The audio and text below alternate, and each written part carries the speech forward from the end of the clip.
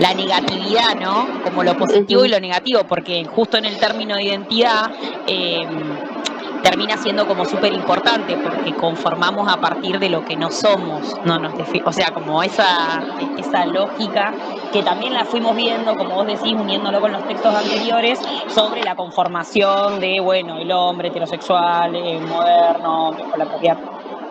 O sea, cómo eso hacía en realidad en lógica de diferencia con lo que no, cuando es un mapuche, ¿no? Exacto. Sí, sí, sí, tal cual. A ver, fíjense, creo que esto ya también lo había dicho. Fíjense que la materia tiene como un criterio que es estar armada en espejo, ¿no? Es decir, pensamos la identidad en el escenario de la modernidad y pensamos la identidad en lo contemporáneo. Pensamos el sujeto, la subjetividad moderna y ahora estamos como tratando de avanzar hacia características de la subjetividad contemporánea. Pensamos un armado político estructurante, ¿no? Como pueden ser la figura del Estado-Nación, como un lugar ordenador y regulador de la conducta de los sujetos, y ahora estamos viendo, bueno, digamos, en realidad las disputas o las tensiones que surgen alrededor de esa figura en el estado de la contemporaneidad. Porque ustedes piensen que lo contemporáneo pone en crisis, y lo vamos a ver por ahí puntualmente con algunos capítulos de Preciado, pero pone en crisis la noción de fronteras, por ejemplo, que es una noción central para pensar el Estado moderno. Porque el Estado moderno lo primero que hace es organizar el territorio, luego, ¿no? Ese recorte territorial, el límite, ¿no? La identificación de un territorio propio para luego pensar, ¿se acuerdan? Desde lo horizontal y lo vertical, procesos de homogeneización o prácticas culturales que colaboren a la homogeneidad de cierta idea de población nacional, ¿no? De este criterio de lo nacional, de la construcción de un ser nacional. Bueno, perfecto. Eso entra en crisis. Una de las características, por eso los textos ahí bisagra, que yo les nombraba la vez pasada, con ese apelativo, justamente bisagra. ¿Por qué leer a Laclau o leer a Bauman ahí como a mitad de la cursada?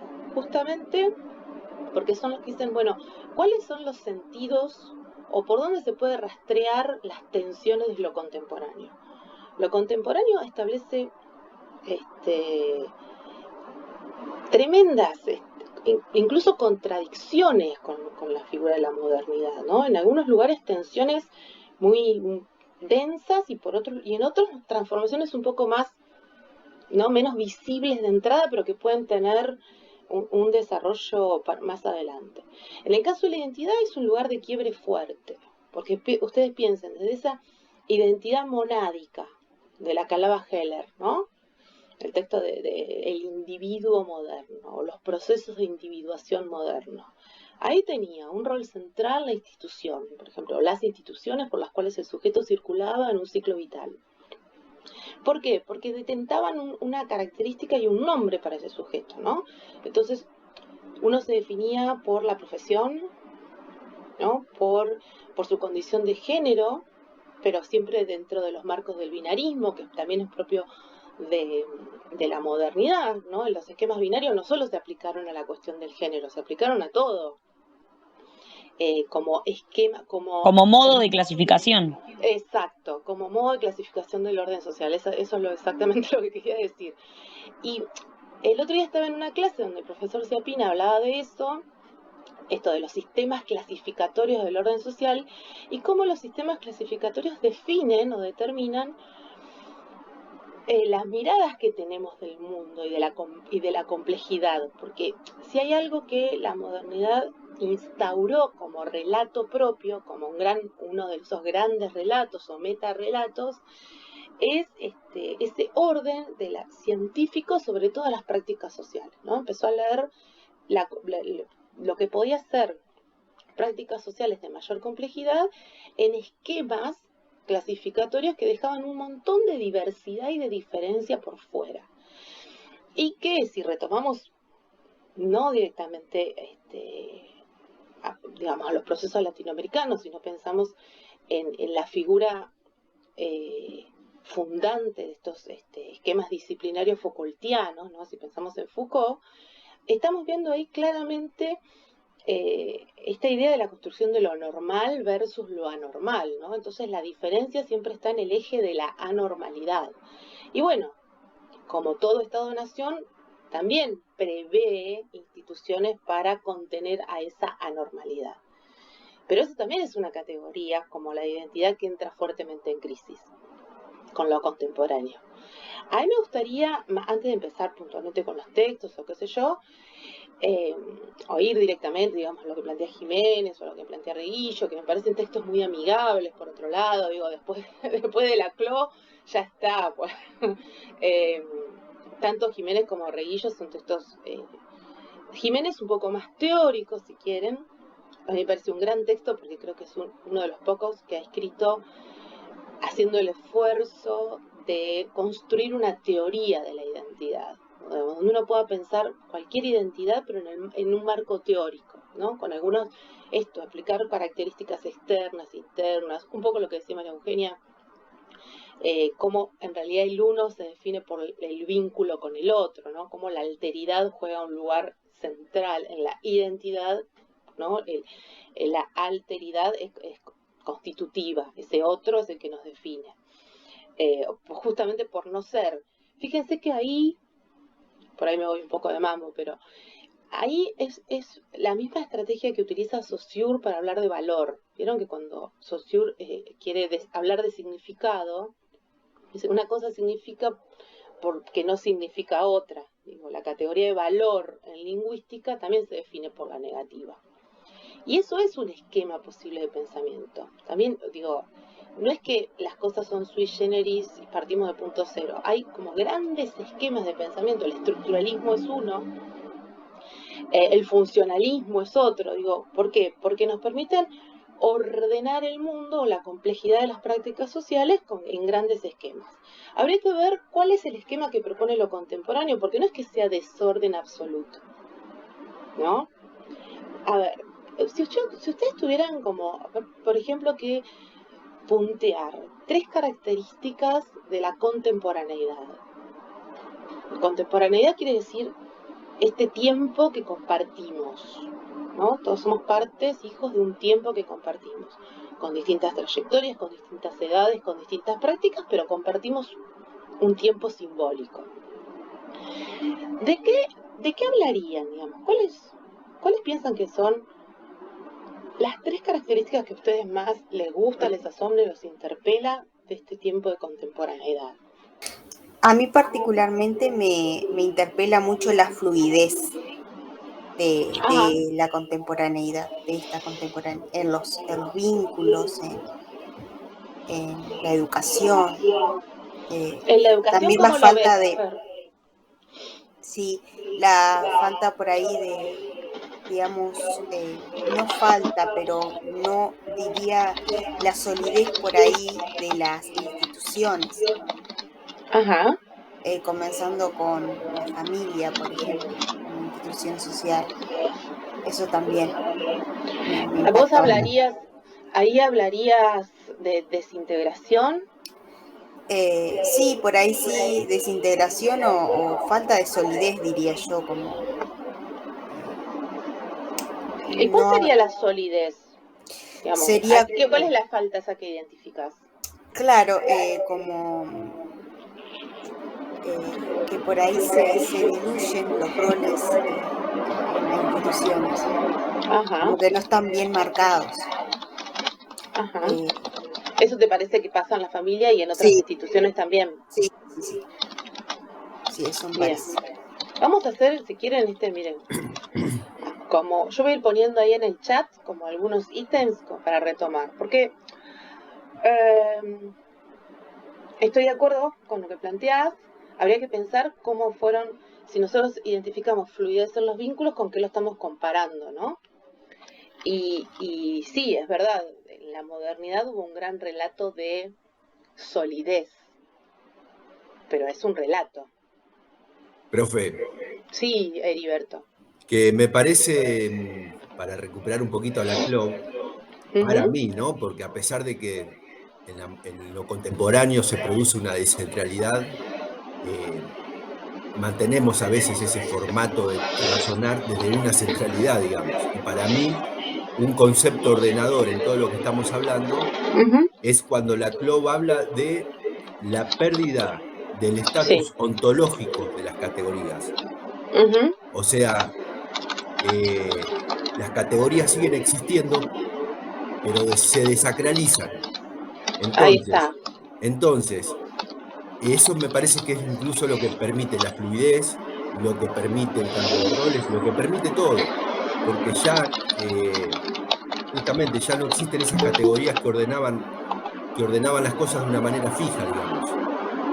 Me parece que eso es como central en todos estos textos que tenemos pero para mí, a mí me resulta práctico ordenarlo desde ahí, digamos. Sí, ahí lo estoy notando. ¿Están de acuerdo con Heriberto? ¿Con Fernanda? ¿Les pasa lo mismo? ¿Qué pasa contigo? ¿Es una potencialidad esto de desacralizar las categorías? ¿O es un quilombo? Yo creo... Ah, perdón. No, está bien, si querés. Me encanta, hablen como... A ver, Manu, arrancamos con Manu. Sí, el libro de Preciado, y hay una de las crónicas que habla como de las marchas, medio no te metas con mis hijos, medio por ese lado. Sí, que no son exactamente esas porque el libro es un poquito más viejo.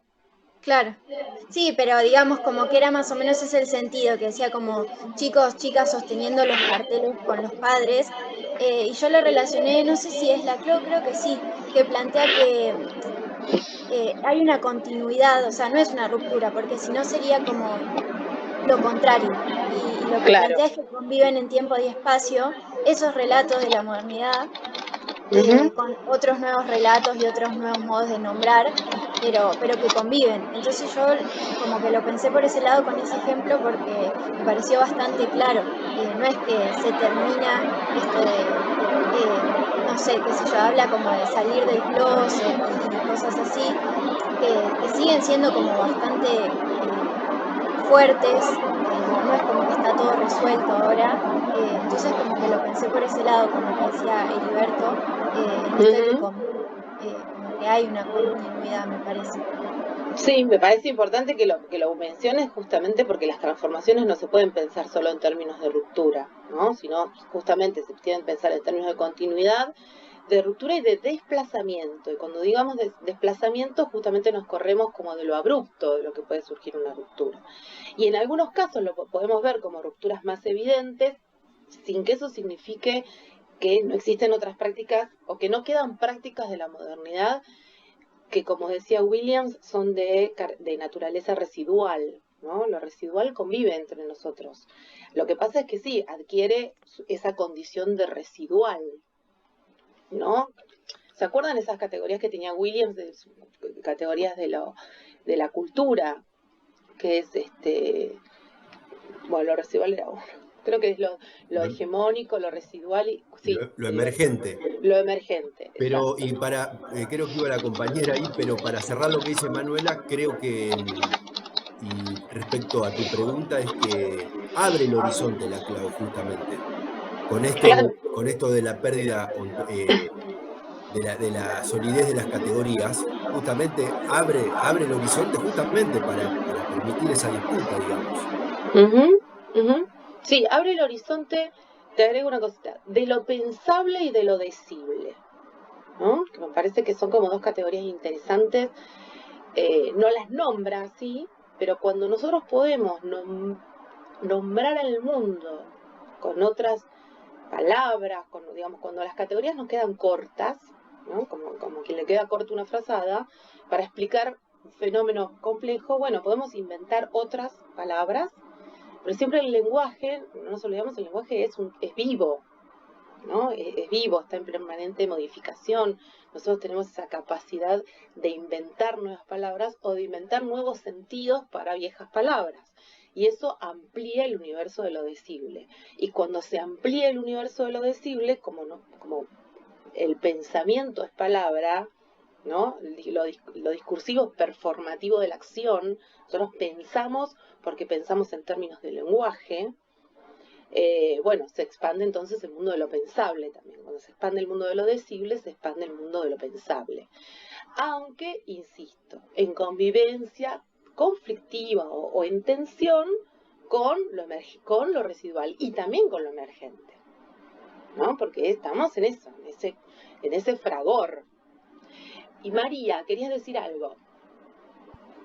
Sí, no, muy como en consonancia con lo que venían diciendo los compañeros, digamos. De hecho, si bien arrojaste la pregunta, un poco apunté las primeras palabras que fueron saliendo respecto a fluidez y bueno, en relación a lo que decía Heriberto, como esta constante como reconceptualización o como que todo el tiempo estamos llenando y estos significantes vacíos, digamos.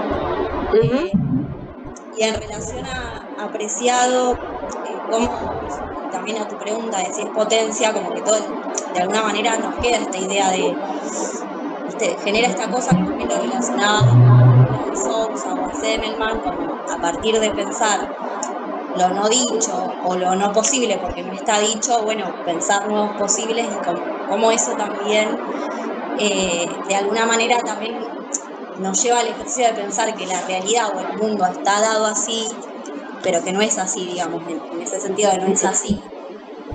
Bueno, se pueden pensar muchas líneas de acción que si lo tomamos como algo dado o como lo ontológico, como mencionaba Heriberto, sería mucho más fijo, digamos. Y bueno, y cómo también Preciado va haciendo esta reconstrucción, digo, él dice como, o ella dice, digamos, esto de, bueno, las categorías heterosexualidad, homosexualidad, transgénero, las nombramos y existen así desde un modelo colonial capitalista, digamos, si no, esas categorías como que no tendrían ningún sentido, digamos, ¿no? También, bueno, como característica de este contexto, como pensar también lo informacional o cómo mutó, digamos, el capitalismo en ese desarrollo industrial. Hoy el rol está jugando lo informacional en un montón de sentidos que también lo fuimos viendo en muchos textos, digamos. También en el de sociedades de controles, no me acuerdo. En ese pensaba.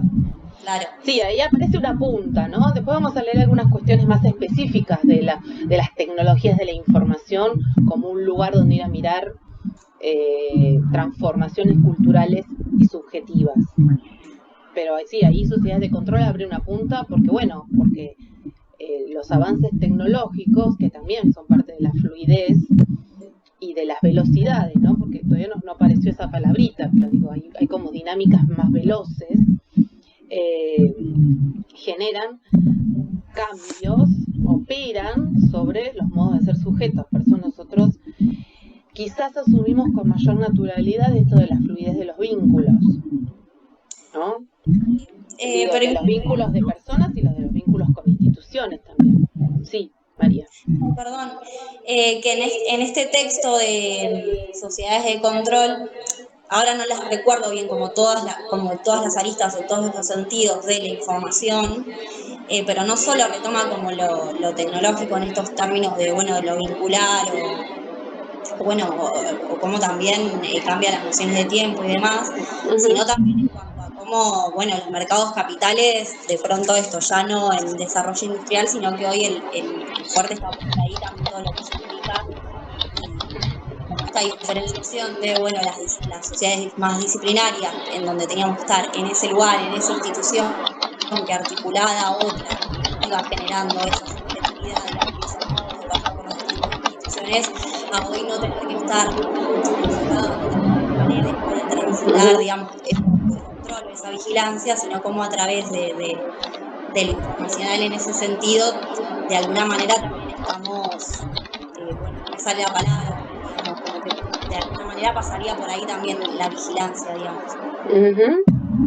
Sí, justamente, digamos, ese texto que es de Rodríguez, pero que toma Deleuze, lo que hace es ese desplazamiento de la mirada central disciplinante de Foucault, de la metáfora del panóptico de Bentham, a la vigilancia que él dice es propia de las sociedades posmodernas, que es una vigilancia que no está centralizada en un lugar ni es identificable, sino que está diluida en muchos mecanismos de poder y está, digo, no está en un lugar donde nosotros podemos identificar y por eso retraernos de esa vigilancia o escaparnos de esa vigilancia. Está en todas las dimensiones de la vida y eso hace que sea más invisible pero al mismo tiempo más poderosa, ¿no? Como un lugar de control. Por eso las sociedades de control posmoderno son un lugar de control y además hemos desarrollado nosotros mismos, digo, los hombres, las mujeres, los sujetos de esta época, nuestros propios mecanismos de control. Porque somos, digamos, a partir de la comodidad y el confort que proveen las nuevas tecnologías, al mismo tiempo, y no lo desconocemos, nos avalamos, ¿no? Y formamos parte de un gran sistema de vigilancia mundial donde avalamos la extracción de los datos personales, avalamos la incorporación de micrófonos en nuestras casas. Ustedes saben que todos los celulares que tenemos, ¿no? Nunca sabemos si en realidad nosotros tenemos celulares o los celulares nos tienen a nosotros, ¿no? Tal cual, aceptando términos y condiciones, Lara, tal cual. O participando de los CAPTCHA, ¿no? Bueno, esas son como prácticas bien puntuales, pero digo, cuando uno participa de un CAPTCHA para que le habilite otra cosa, no lo que está haciendo es educando al robot, ¿no? Está trabajando gratis para las máquinas. Exactamente, trabajando en una gran masividad gratis para que las máquinas aprendan más rápido y dotándoles de esa información.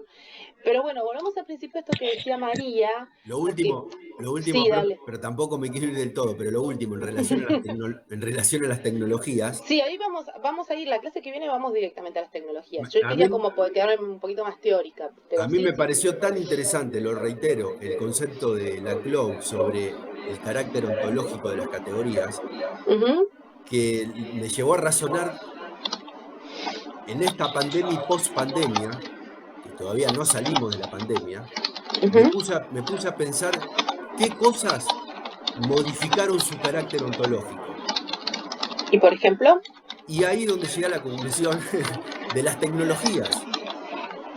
O sea, las tecnologías eran como una cosa que estaba casi más afuera que adentro, estaban ahí. Pero en esta educación... Para vos que estás en el medio de la pampa, Heriberto. ¿Dónde estaban más lejos? No, pero voy a que, por ejemplo, en relación a la educación, o en relación a todas las actividades que realizamos, voy a que aparecían como que antes venían con un relato de no pueden estar fuera de la educación. Sí, siempre hay una tensión. O sea, quedó demostrado que también hacen aula, o sea, no pueden reemplazar al docente ni las instituciones, pero sí mostraron ese carácter salvador. Entonces, a partir de ese carácter salvador, es que justamente se vuelven un poco sagradas. Y oh casualidad, que siempre hubo la cultura en singular, la educación, como imponiéndose en representación de las culturas, de las educaciones, y justamente las tecnologías vienen a presentarse ahora directamente como las tecnologías. O sea, creo yo que algo que nos va a dejar, que todavía no sabemos lo que nos va a dejar esta pandemia, en un momento vamos a abrir los ojos del todo y nos vamos a encontrar con algo que todavía no lo tenemos claro. Nada, y creo que las tecnologías, justamente al contrario de todo lo que está sucediendo en esta era de la fluidez, se vuelven como más sólidas. O sea, por eso se empieza a producir conocimiento, por eso no podemos pensar ya en la cultura, obviamente, ni por fuera de la comunicación, sino que la comunicación es parte constitutiva de la cultura y también las tecnologías. O sea, ya sé que es medio filosófico, pero por eso dije, no me quiero ir de tema. No solo es filosófico, yo lo tomaría, lo pondré entre paréntesis porque es provocativo lo que estás diciendo. Las tecnologías ya estaban, que la tensión aparezca en la dimensión o en los formatos educativos no es casualidad. Nosotros pensamos, digo, cuáles eran los debates de los años 90 respecto de las tecnologías y la escuela. Seguramente han leído infinidad de artículos de esa época o libros, porque, digo, debatíamos si televisores en la escuela sí o televisores en la escuela no, ¿no? Y hay muchísimo material que incluso muestra o construye a los medios como invasores de un espacio, ¿no? De un espacio privado, digamos, de un espacio donde había otras reglas de juego, como podía ser la escuela, y entonces lo informativo, la televisión, los medios, ¿no? Lo famoso, la escuela y los medios, bibliografía patadas, bueno, siempre era una relación muy difícil de consensuar porque los medios terminaban entrando, yo me acuerdo de afirmaciones del tipo, los medios terminan entrando por la ventana, ¿no? Como que no podíamos legitimar el uso de los medios, o que los medios venían a ejemplificar o venían a entretener, ¿no? Cuando el espacio educativo justamente se ocupaba de la transmisión del saber, los medios cumplían como la función de entretenimiento, y entonces parte de esa convivencia tensa y conflictiva se resolvía cuando de un tema mirábamos una película, ¿no? ¿Se acuerdan? Bueno, para aprender de la Segunda Guerra Mundial nos ponían una película. Y después llegábamos a casa y decía, bueno, pero si miraste una película no hiciste nada.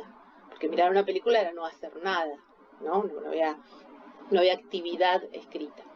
Por eso, el debate entre las instituciones y los medios, que esas eran las tecnologías de esa época, ahora son otras. Esa tensión entre los espacios institucionales formativos y las nuevas tecnologías viene desde hace mucho tiempo. De pronto lo que la pandemia más dejó en evidencia es que podíamos usarlas para resolver situaciones. Pero fíjense que no, en principio, no parece que vaya a quedar mucho, ¿no? Digo, nosotros estamos ya pensando en que el año que viene vamos a volver a la presencialidad. Y la presencialidad va a ser de vuelta con las características que tenía la presencialidad. Lo que de pronto descubrimos, si quieren, no sé si es la palabra ideal, bueno, es la existencia de este tipo de plataformas de estar cara a cara o pantalla a pantalla, pero que ya venían siendo utilizadas en un montón de órdenes. Lo que pasa es que el orden de la educación llega un poco más tarde, pero en el orden de lo laboral ya venía siendo usada. ¿Cómo cree que se manejan las corporaciones multinacionales? La gente no anda trasladándose de país en país para trabajar en una oficina. No, están siempre en el mismo lugar. Y los mercados financieros ya utilizan estas plataformas desde hace mucho tiempo. Sí, profe, en ese sentido sí, pero por eso no quería irme del todo, porque por ahí mezclo algunos textos que vengo de otra materia. Pero justamente como herramienta didáctica, sí, las tecnologías venían como incluso, ¿no? La pizarra es una tecnología. Pero lo que sí va a quedar, que es donde se modifica para mí su carácter ontológico, es como participativa en la construcción de conocimiento, que eso lo habla Barbero, creo. Es ahí donde... Sí, colaboracionista, digamos, de trabajo colaborativo. Sí, y mira, también, justamente, sí. no, y que digo, Decime. también de los consumos que se producen y de la relación que se produce, ¿no? Cuando lo podemos llevar a identidades o lo que fuese, digamos. Sí, había que pensar, a mí me interesa que pensemos justamente en los órdenes, esto que les mencioné acá, cuáles son las transformaciones en el orden de la percepción del tiempo, del espacio, de lo laboral, de lo colaborativo, como decís vos, ¿no? Digamos, en ese nivel de transformaciones, ¿qué es lo que podemos pensar que lo contemporáneo trae? Y al mismo tiempo, no todas las transformaciones son de carácter positivo, ¿no? Al mismo tiempo puede haber transformaciones que podamos leer como de carácter negativo. Digo, esta idea de poner en tensión que no todo lo que sea progreso, y acá el progreso tecnológico, tiene que estar cargado de positividad, porque eso es como un adherente que traemos de la modernidad, ¿no? Que todo lo que signifique progreso es para bien y es para adelante. Eso es una construcción, si quieren, incluso ideológica. No todo es progreso y no todo progreso es para adelante. Y no el tiempo lineal, que ustedes lo leyeron con Barbero y lo hemos discutido en clase también, la linealidad del tiempo es otra de las situaciones que entra en crisis, porque la linealidad del tiempo implicaba pensar que lo que venía siempre era para adelante, lo que habíamos hecho siempre quedaba en el pasado, y que estamos en un presente, que el presente era efímero, ¿no? Y lo que nosotros vemos, y ahí me meto de lleno, si quieren, con con los textos que trabajan sobre juventud, es que justamente los sujetos de la juventud lo que tienen es como escasa relación con el pasado y con el futuro y mucha relación con el presente. Es como un presente continuo permanente, ¿no? El presente adquiere otra relevancia en las subjetividades juveniles. Y aparte de eso, Susana, que también es un presente restringido, porque es un presente limitado por la burbuja. O sea, claro. digo, en términos digitales, ¿no? Yo había notado cuando hiciste la pregunta la hipermediación digital.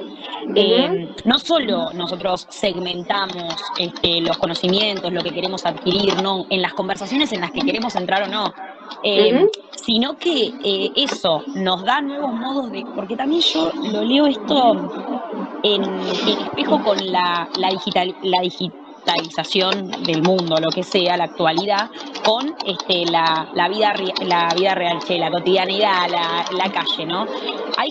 Hay como una, si bien siempre hubo violencia, hay en el mundo, ¿no? Una importancia de los partidos de derecha, como un discurso más radical, violento, y todo eso yo creo que nace a partir de una conversa, o sea, de habitar este presente digital restringido, donde converso con quien yo quiero, con quien no quiero, y cuando de repente la vida me presenta la alteridad que mencionábamos hoy, no estoy dispuesta a negociar, no, ¿me entendés? O sea, no digo que todos vamos a salir y vamos a matar al otro con un arma como esas situaciones de vecinos, pero me parece que hay algo ahí de cómo habitamos en las redes, de las limitaciones en donde nosotros nos organizamos y nos constituimos como sujetos en las redes sociales, que nos imposibilita herramientas o modos para lo que sería fuera de la pantalla y de las redes y de las plataformas. Tenemos una crisis con la aceptación de la diferencia, decís vos, que esa alteridad se nos presente como una diferencia.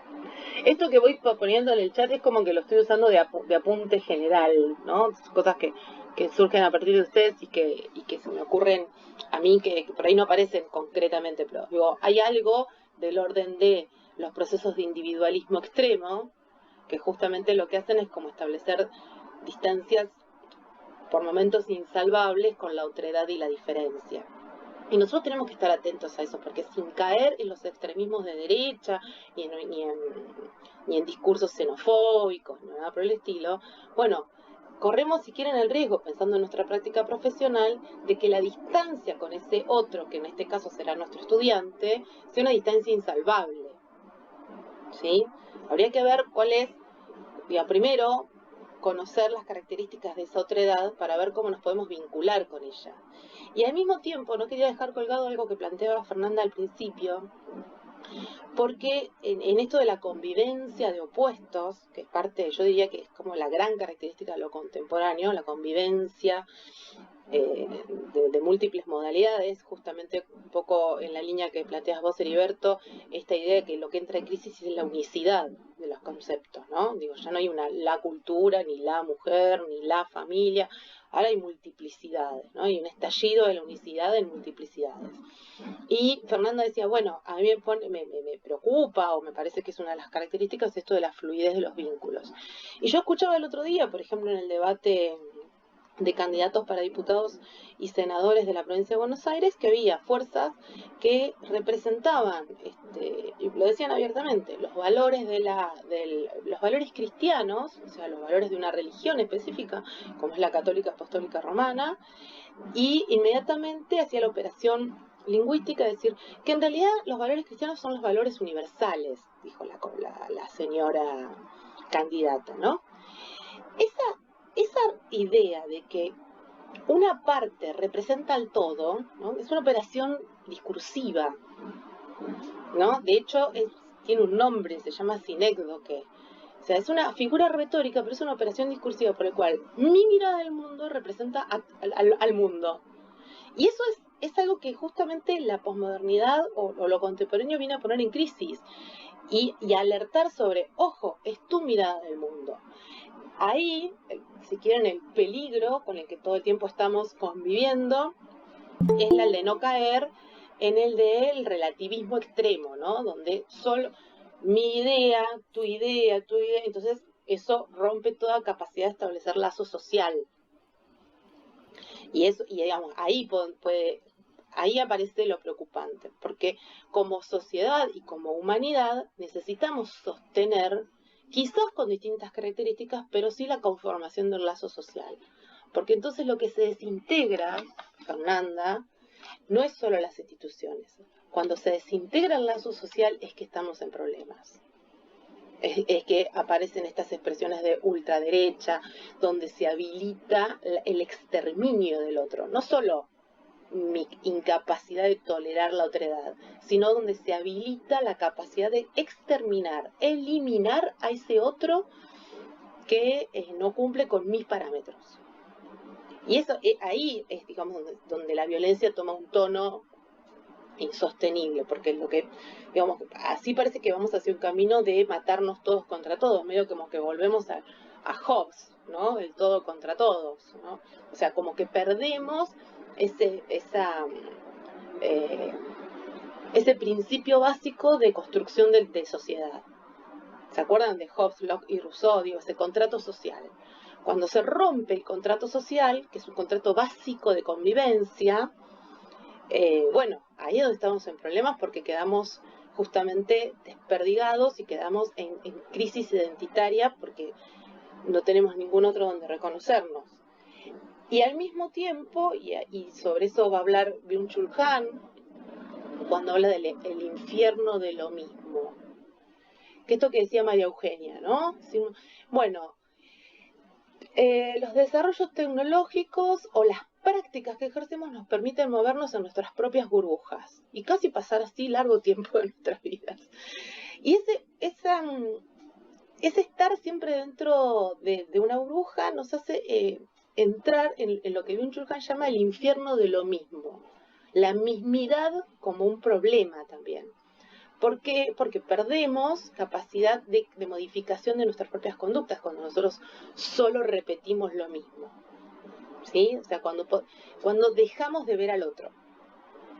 Y también la creación del discurso social o de cómo, sobre qué se basa. Lo digo, está todo bien con Charly García, por ejemplo, pero fue un fin de semana.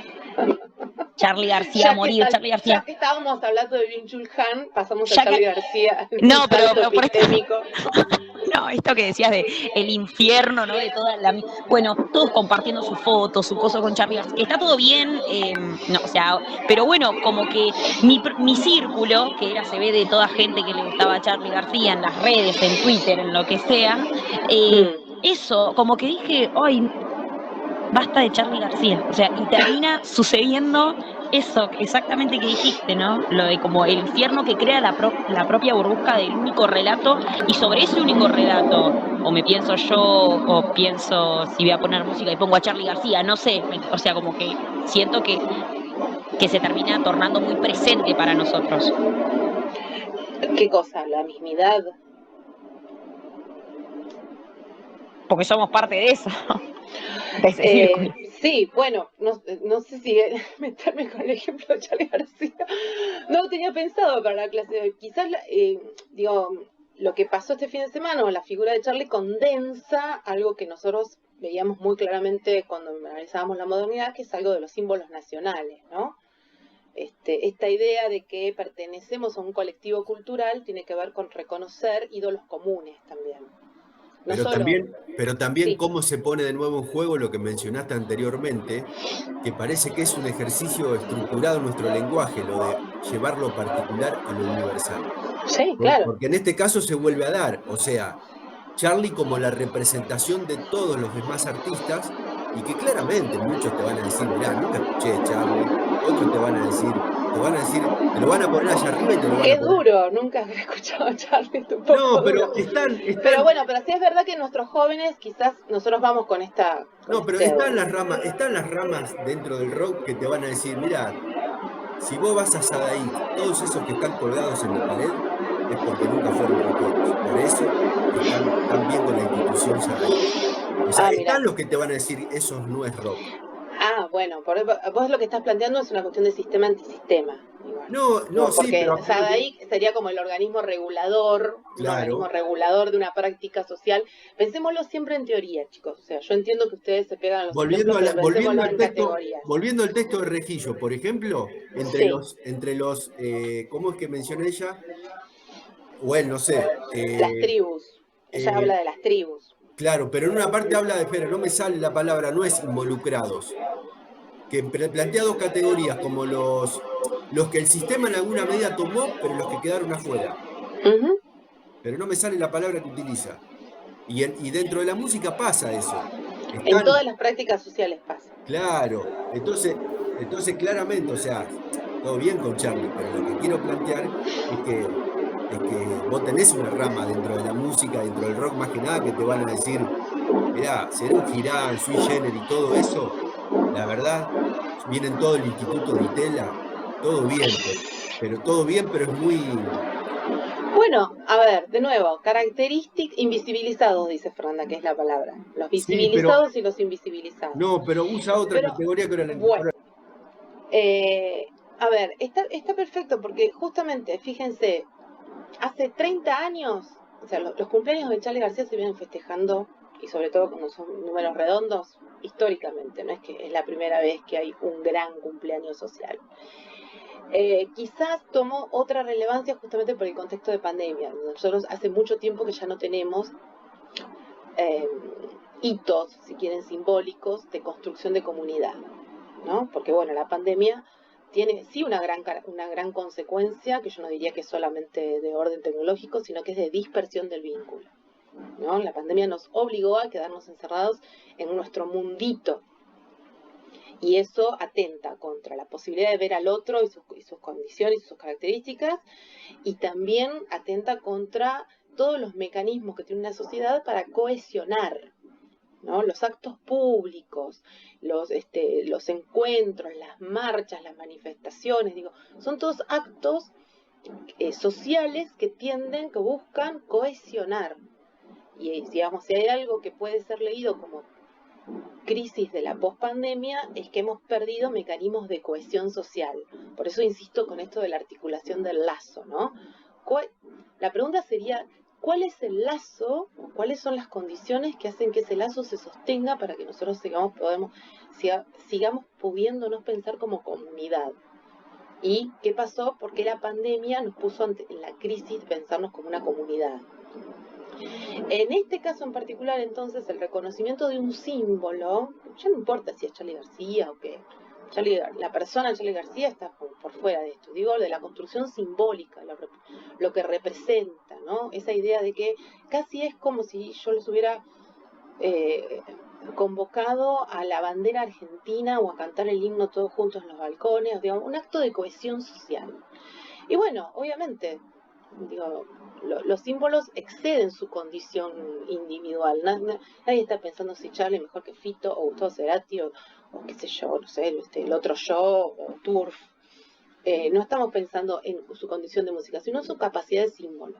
Porque un poco es lo que vimos con la muerte de Maradona también. Lo que pasó con la muerte de Maradona, o que pasaba con Maradona, lo que sigue pasando con la figura de Maradona, tiene que ver con esto, con que son los grandes símbolos patrios, ¿no?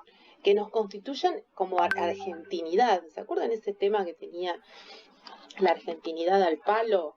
Bueno, si nosotros tuviéramos que describir las características de esta identidad, argentinidad, lo que vamos a encontrar probablemente es que las nuevas generaciones, y ahí incorporo de nuevo una categoría que me parece que es muy interesante y que nos quedó con MED, y que es interesante que la podamos volver a poner en diálogo, que es la de generación, ¿no? Yo ahí leería identidad / generación.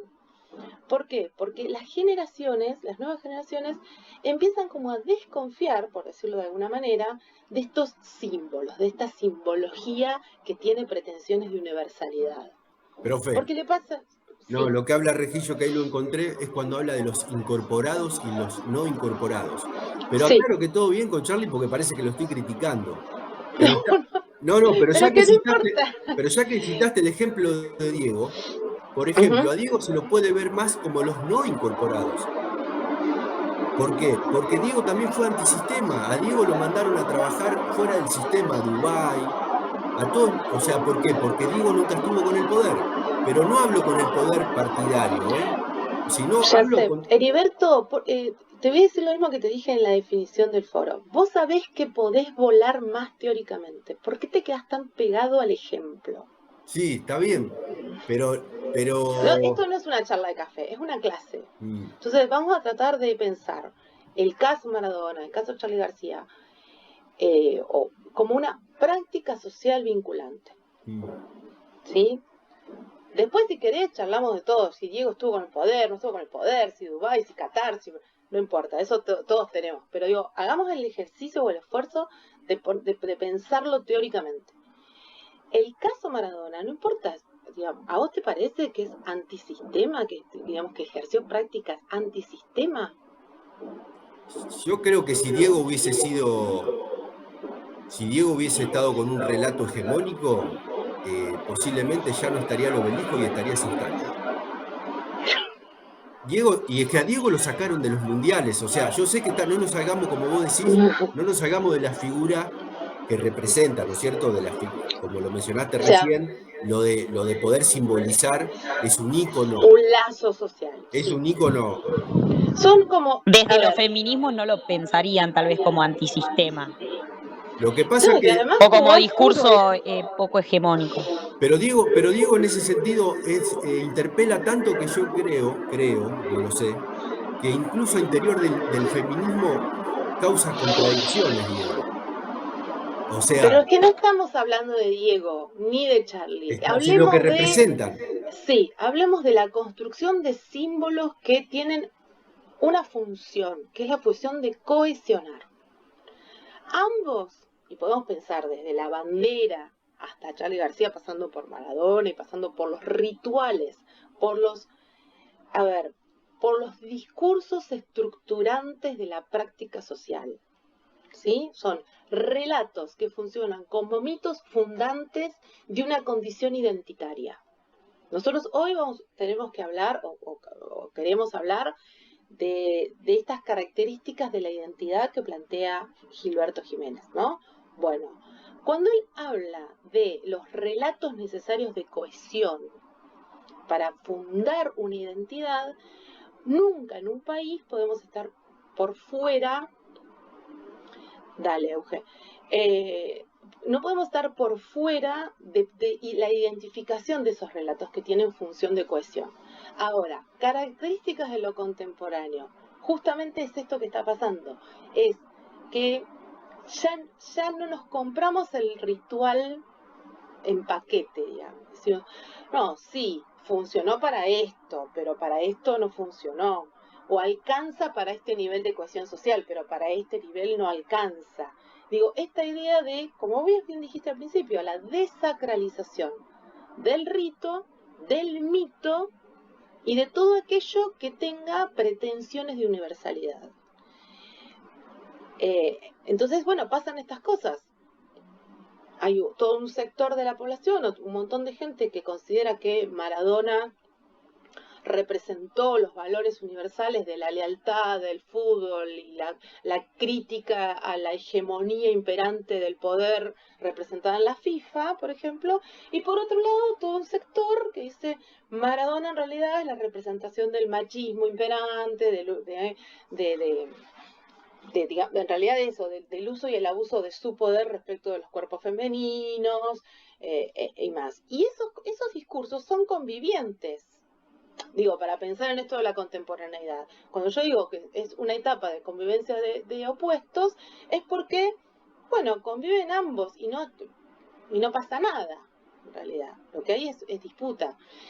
Un poco como lo decía la clona del texto, lo que empieza a haber es cada vez más desontologización de las categorías y que quede más en evidencia esa zona, si ustedes quieren, más superficial, que es el debate por los sentidos, ¿no?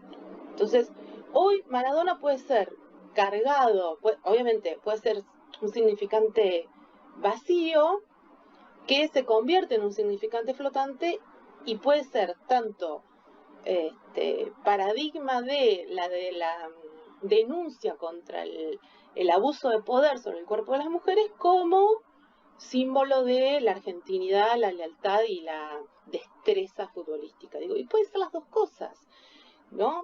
Creo que justamente el ejemplo de Charlie y de Maradona y de cualquiera que nosotros tomemos como ritual, como ejemplo, como concentración de una identidad, bueno, lo que ponen en evidencia es que no hay posibilidad de unicidad, ¿no? Lo que dejan en evidencia es que el relato de la modernidad trabajó muy fuertemente en la construcción de la unicidad, por eso de los grandes relatos, y dejó muchas más cosas afuera de las que incorporó, ¿sí? Porque no solo valoró lo unívoco, sino que además estableció un sistema clasificatorio binario. Y si hay algo que nosotros no nos vamos a encontrar en nuestras prácticas docentes es con estructuras tan centralizadas, tan tajantes, tan fijas, como decías vos. Nos vamos a encontrar con todo un sector de jóvenes que un poco tienen la nostalgia que por ahí planteaba Fernanda al principio, ¿no? Como de que se perdieron los valores, ¿no? ¿Por qué hoy es posible que una fuerza política venga a detentar la recuperación de los valores?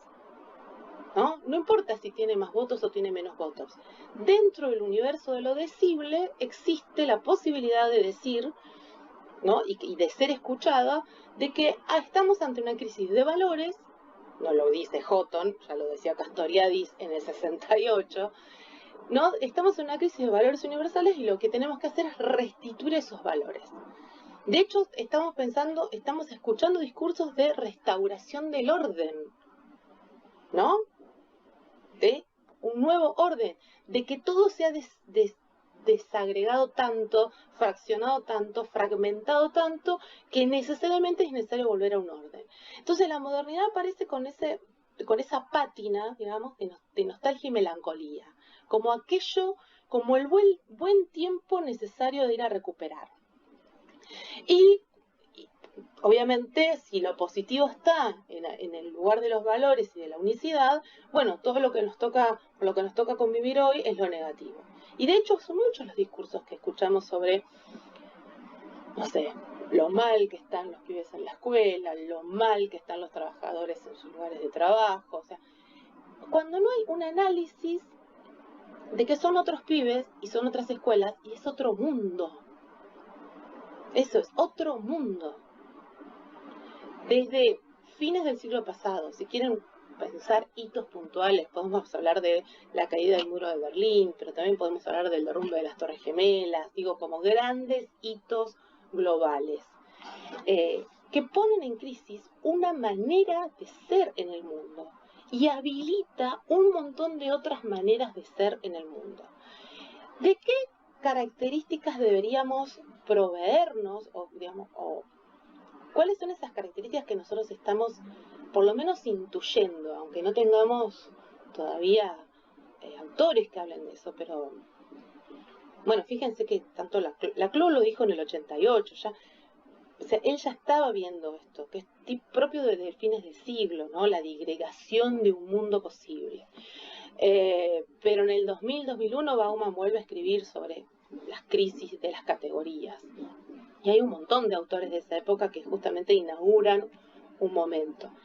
¿Por qué no le decimos posmoderno? Bueno, justamente porque adherimos a Laclau. Dice, no es un momento posterior a la modernidad que reconoce las mismas reglas de la modernidad. Hay una ruptura ontológica con la modernidad. Entonces no le decimos posmoderno, ¿sí? Le decimos contemporáneo. Porque hasta ahora es una categoría que funciona más.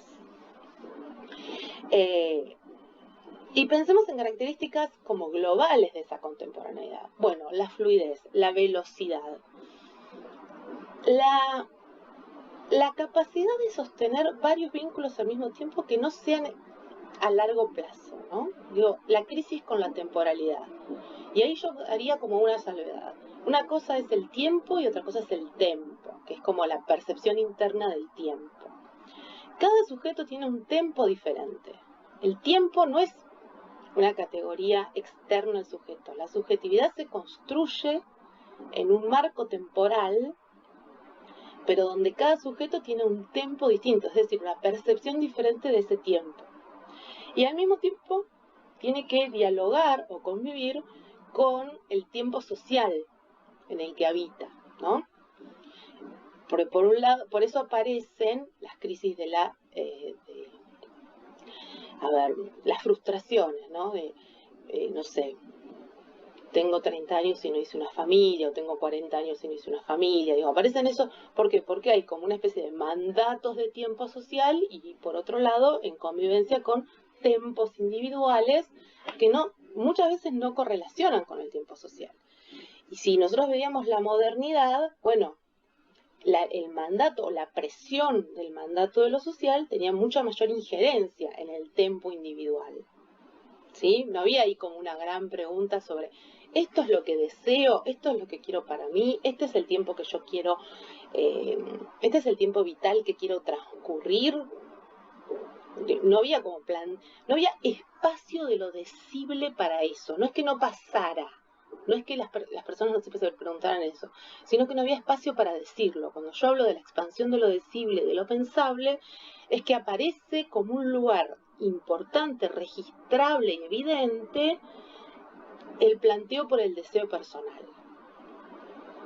¿Sí? Y allí, no sé si es un individualismo extremo, pero sí, el deseo personal empieza a tener en la categoría de valores sociales un lugar más predominante, donde casi es justificación de todo. Nosotros podemos decir, yo quiero hacer esto solo por mi deseo personal, y no puedes, eso no tiene, está en el universo de lo decible y al mismo tiempo no tiene por qué ser refrendado por nadie, ¿no? Porque hay una búsqueda de la libertad y del goce que ya no es refrendada por un componente, si quieren, restrictivo en lo social. ¿Se entiende por dónde voy? Entonces, si hay algo que tiene lo contemporáneo, es esto, es como aceptar la otredad, la diferencia, no solo una diferencia de corte fenotípico, como diría Jiménez, en esto de los rasgos, ¿no? Vieron que él hace como una categorización de los rasgos. No sería algo externo, necesariamente, sino que la otredad tiene que ver con cómo dialogo y negocio con el deseo del otro. Y eso establece un vínculo. Y el vínculo dura lo que dura. No hay no hay una idea de vínculo bueno o vínculo malo previo a la institución, a la instalación del vínculo mismo. Ni hay un tiempo previsto.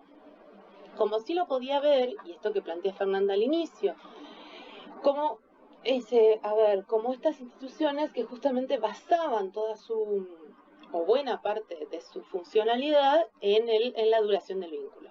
Por ejemplo, el matrimonio, ¿no? Como una gran institución que justamente, digamos, ¿cómo se conceptualiza?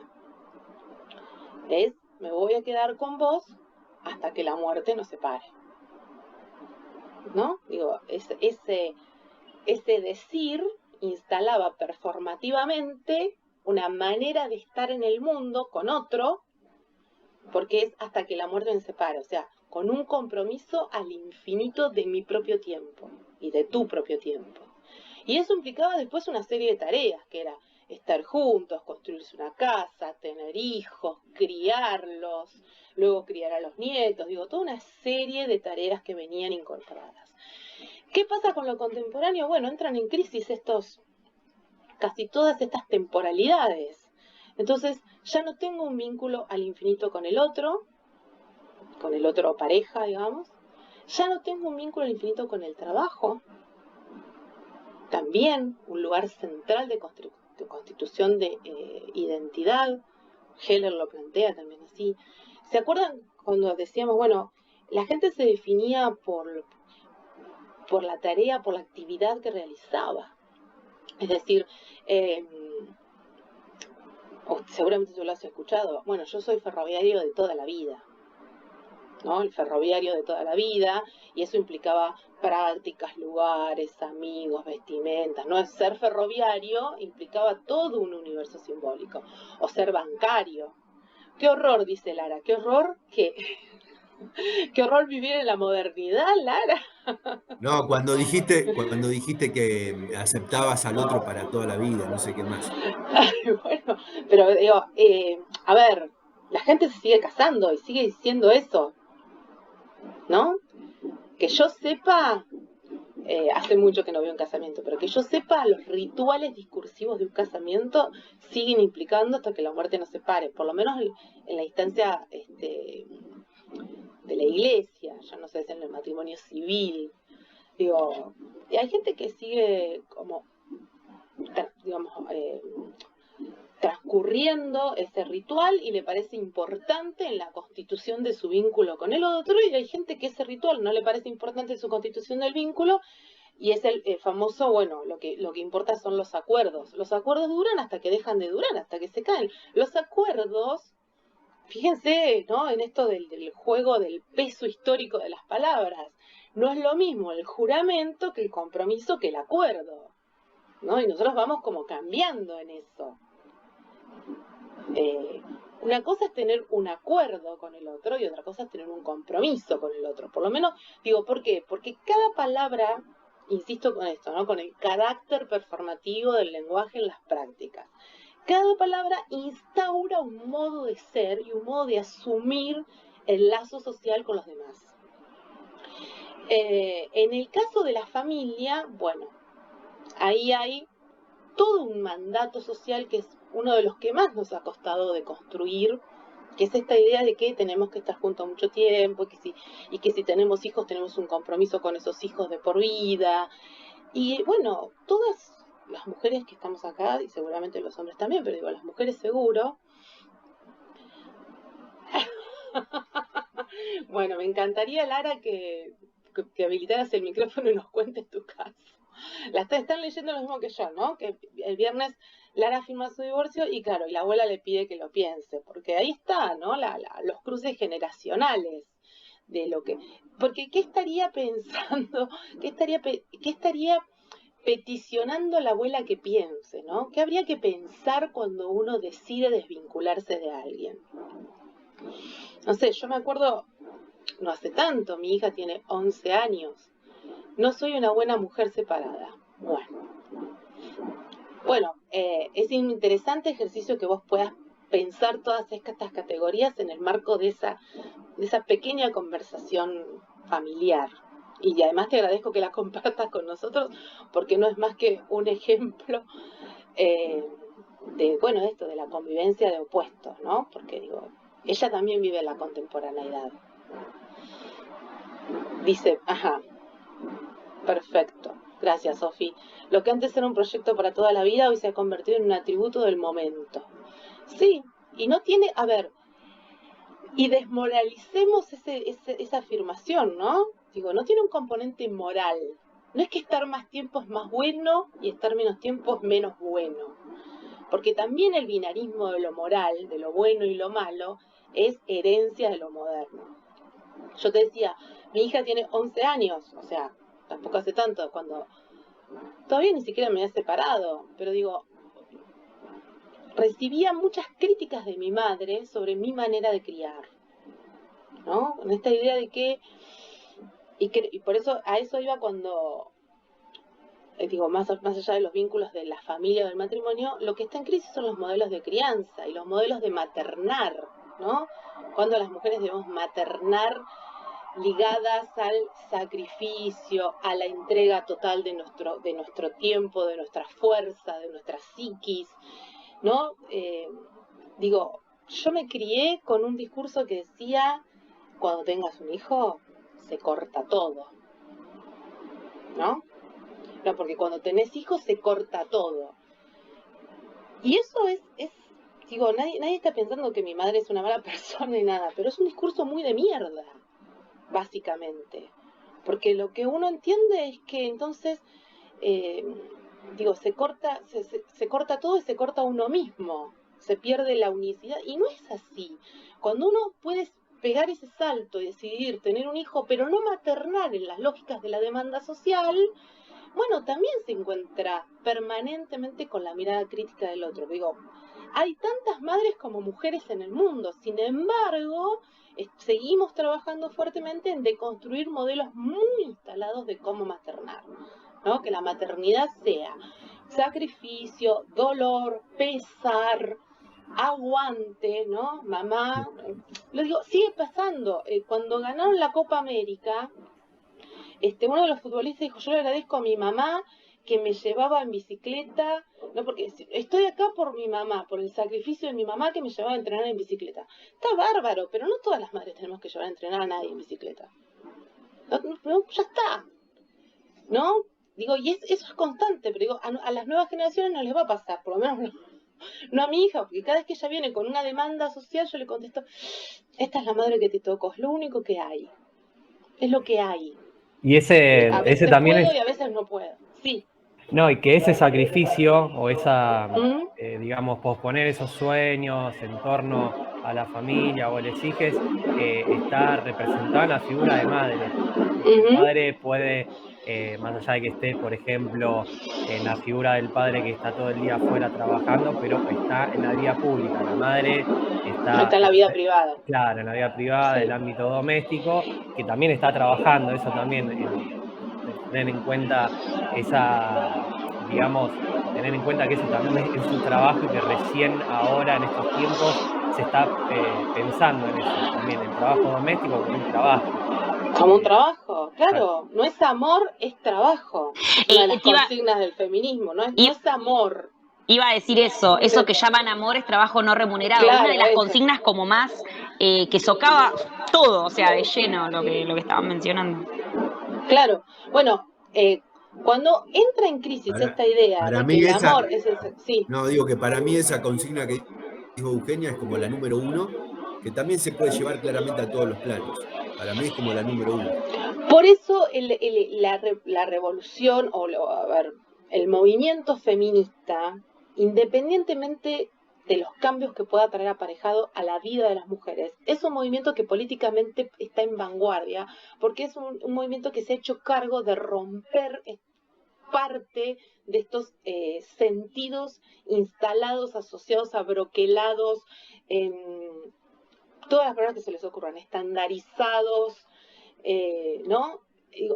No es el feminismo por el feminismo en sí, sino que es el movimiento que pone en crisis muchos órdenes previos, ¿no? El orden de cómo maternar, el orden de la mujer asociado al sacrificio y a la entrega, el orden de la mujer asociado al mundo de lo privado, ¿no? Porque entonces las mujeres no tenemos voz pública, no solamente que tenemos que estar en el mundo de lo privado, sino que además nos cuesta mucho obtener una voz pública legitimada, ¿no? Pero además relacionándolo con lo que dijiste de se termina todo, se corta todo, incluso está anulando y le está dando una carga negativa a la que decidió hacerlo de esa manera tradicional.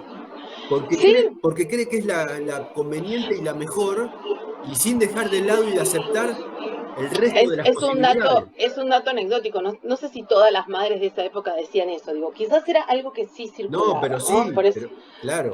Entonces había como, digamos, después la idea de tener un hijo, de embarazarse, estaba cargado de un miedo extra, ¿no? Tras que no cargamos con miedos, de un miedo extra que era, ¿qué me va a pasar conmigo cuando este hijo nazca? O sea, más allá de criarlo, ¿qué va a pasar conmigo? ¿Quedo fuera de todo?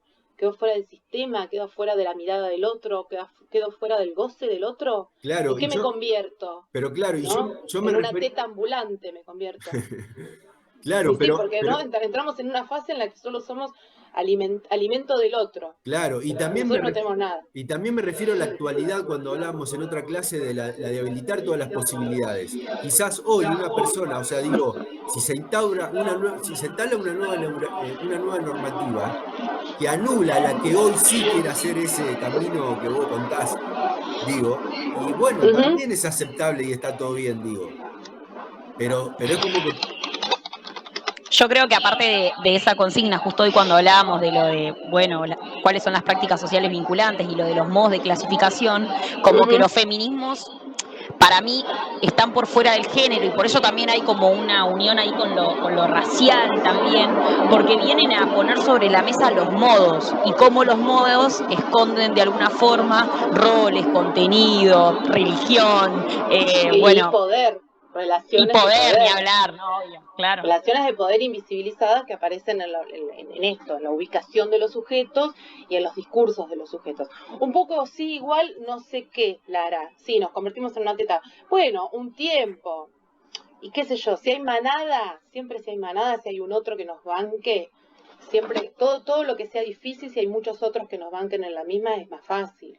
El tema es esa idea de la maternidad sola, dentro de tu casa, sin vínculo con nadie, ¿no? Son momentos muy difíciles, en realidad, de románticos y no tienen nada, por lo menos desde mi punto de vista. Pero bueno, hablemos un poco de esto, ¿no? De que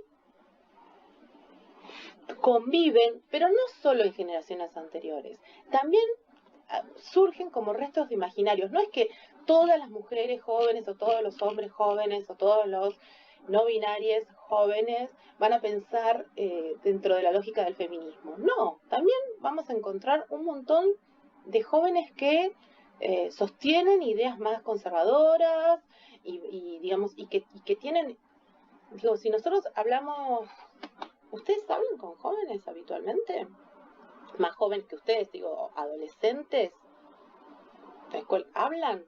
Hay algo que sigue operando fuerte, como en el lugar del imaginario, porque si hay algo que lo residual ha quedado, es que ha quedado en el lugar de lo imaginario, que tiene que ver con, no sé si casarse, pero sí tener una casa, sí tener un trabajo estable, ¿no? Son lugares a los que llegar, a los que alcanzar, ¿no? ¿Qué te gustaría hacer? Bueno, tener un trabajo estable. La estabilidad laboral tampoco es algo propio de la contemporaneidad. Digo, ya nadie va a estar 30 años en un banco, o 40, no sé. Ni va a ser 35 años ferroviario, porque probablemente se terminen los trenes antes de tiempo. Y bueno, y la fluidez, que muchas veces es usada por el capitalismo neoliberal como una condición, bueno, ¿se acuerdan, no? Todas las defensas de la ideología neoliberal de los funcionarios del macrismo sobre cuáles eran los nuevos modos de trabajo, ¿no? Hay que acostumbrarse a la fluidez, hay que acostumbrarse a la... Vivir en la incertidumbre. Exacto, esa es la que quería decir. Vivir en la incertidumbre, o quizás en este momento no sea rentable estudiar una carrera, sino ser piloto de drones, ¿no? Que en ese momento era como leído, pero qué barbaridad está diciendo este hombre. Y bueno, el sistema capitalista liberal está en esa línea discursiva y está construyendo un mundo en esa línea discursiva. Digo, no es que el macrismo inventó el rápido, ¿sí? Es algo que ya venía pasando y que a medida que las sociedades entran en mayor crisis, bueno, surgen esto sí es emergente, nuevos modelos laborales emergentes, si quieren llamarlo. Insisto con hacer el ejercicio de no moralizar. No es que el Rappi es malo y estar 30 años en el banco es bueno, ¿sí? Eso es un ejercicio casi que nos tenemos como una vigilancia epistemológica que tenemos que ponernos. No es que tener un trabajo en una fábrica mucho tiempo sea bueno y que tener trabajos inestables sea malo. Es parte de lo que pasa. Parte de lo que pasa. Después, obviamente, hay un orden, por lo menos en este país, en esta región más o menos, más dispar, pero digo, hay un orden y una historia sobre la lucha de los derechos laborales. Digo, a nosotros nos pasó el peronismo y eso es un lugar constitutivo de nuestra condición identitaria nacional, por lo cual tenemos una relación con el mundo de lo laboral diferente al que pueden tener otros países donde no haya pasado un gobierno de esas características. Pero bueno, en Brasil pasó Vargas, hay como momentos históricos en cada país donde lo laboral adquiere una centralidad que luego es convertida en derecho y en remanente. Pero bueno, quizás haya que pensar si, no sé, voy a decir una cosa muy polémica, pero digo, haya que pensar si la indemnización es así como, digo, no sé, quizás haya que volver a debatir todo, ¿no? Un poco lo que dice Laclau.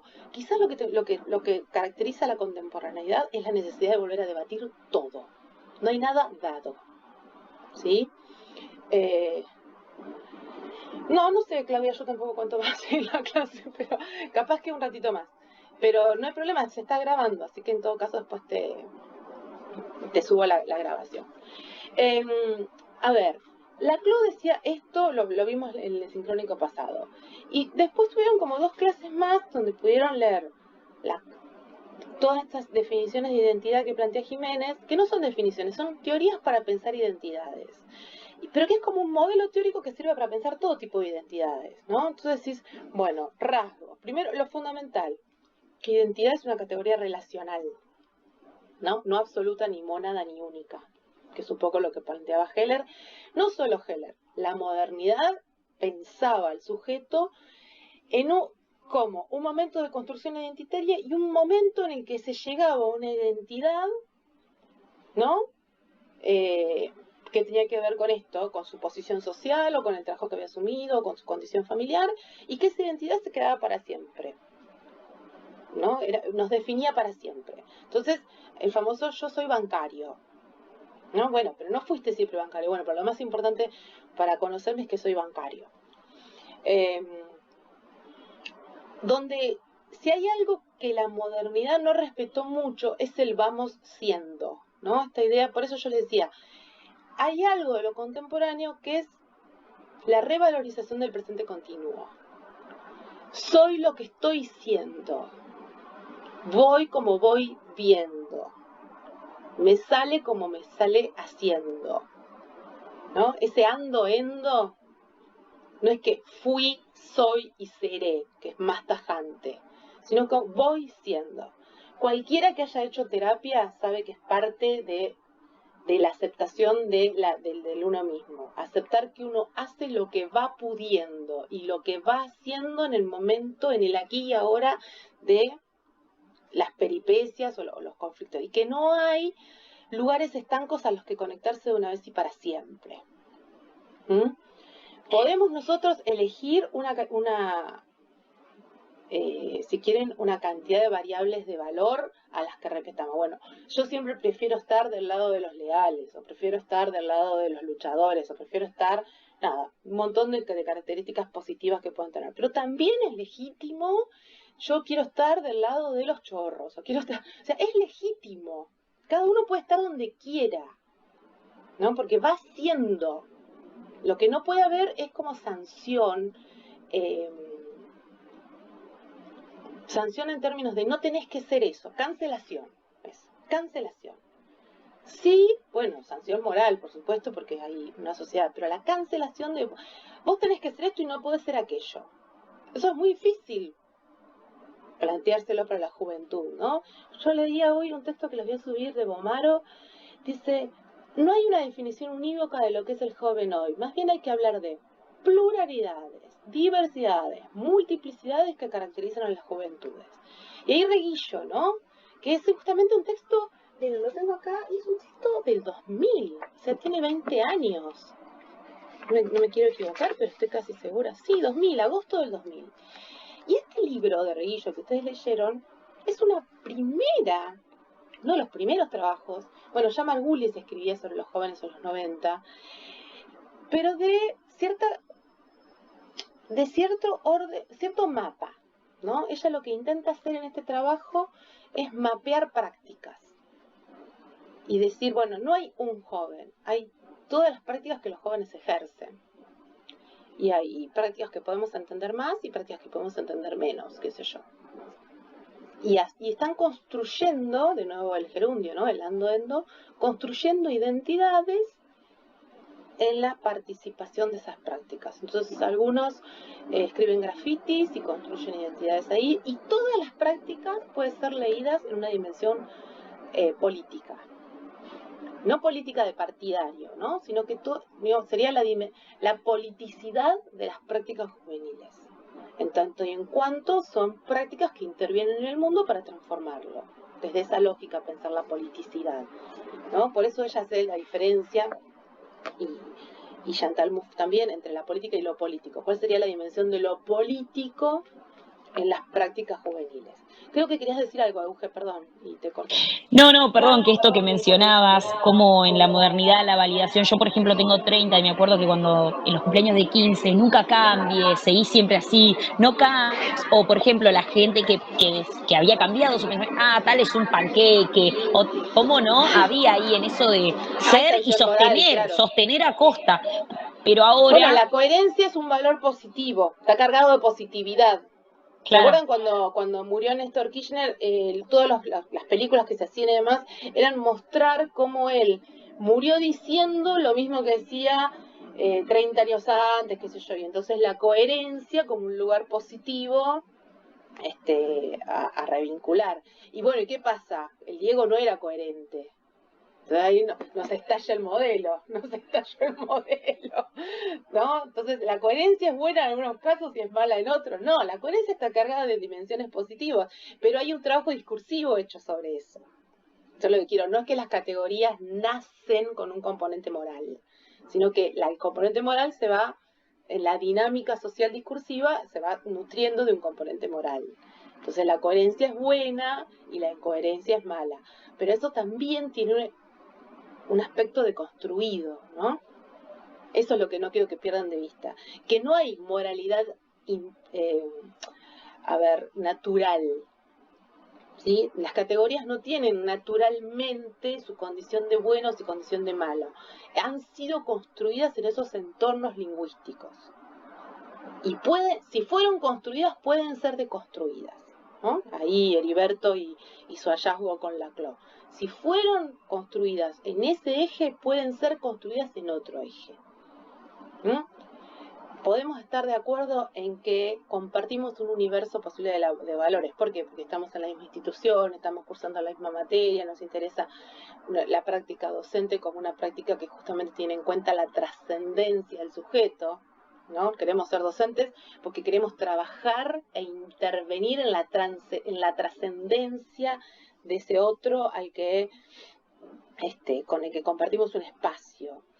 Podemos tener como esos valores claramente identificables y compartidos, pero lo que no podemos es pecar de inocentes y pensar que siempre esos valores van a estar en el lado de lo positivo, ¿sí? Porque no está, insisto con esto, no me sale exactamente la palabra, pero digo, no nacen con una carga buena o mala, se construyen siendo.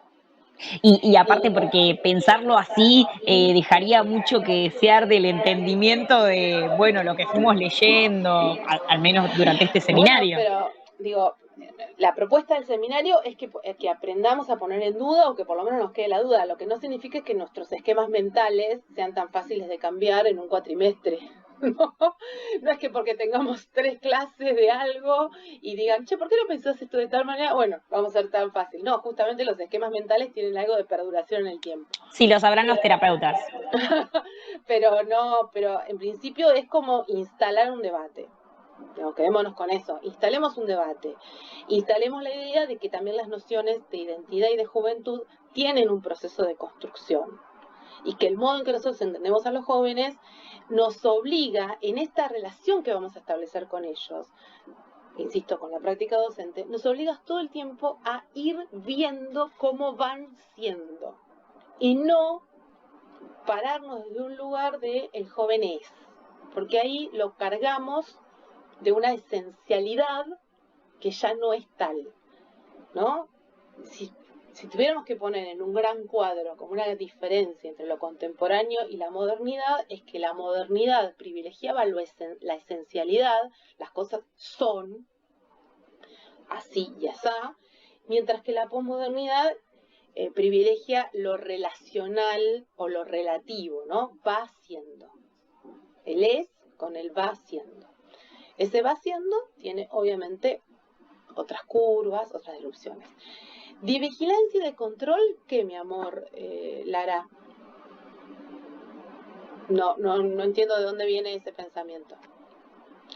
¿Que las categorías son de vigilancia y de control? Bueno, sí, observar, pero no por vigilancia, sino porque lo que nosotros tenemos que es ir construyendo un vínculo, el famoso vínculo pedagógico, que no se construye en el momento, no es previo. Y Sí, digo, lo que entendí se construye el primer día.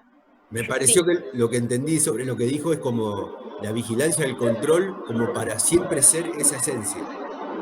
Claro, sí. Sí, o tal vez por lo que ibas a decir en cuanto a los jóvenes son, así como una forma de determinar una característica peyorativa, es en ese caso de decir, bueno, Pero controlar para que estén en determinados valores. no se vayan del camino. Claro, exacto. Ahí está, lo que dice Lauti, parece que la estás interpretando bien.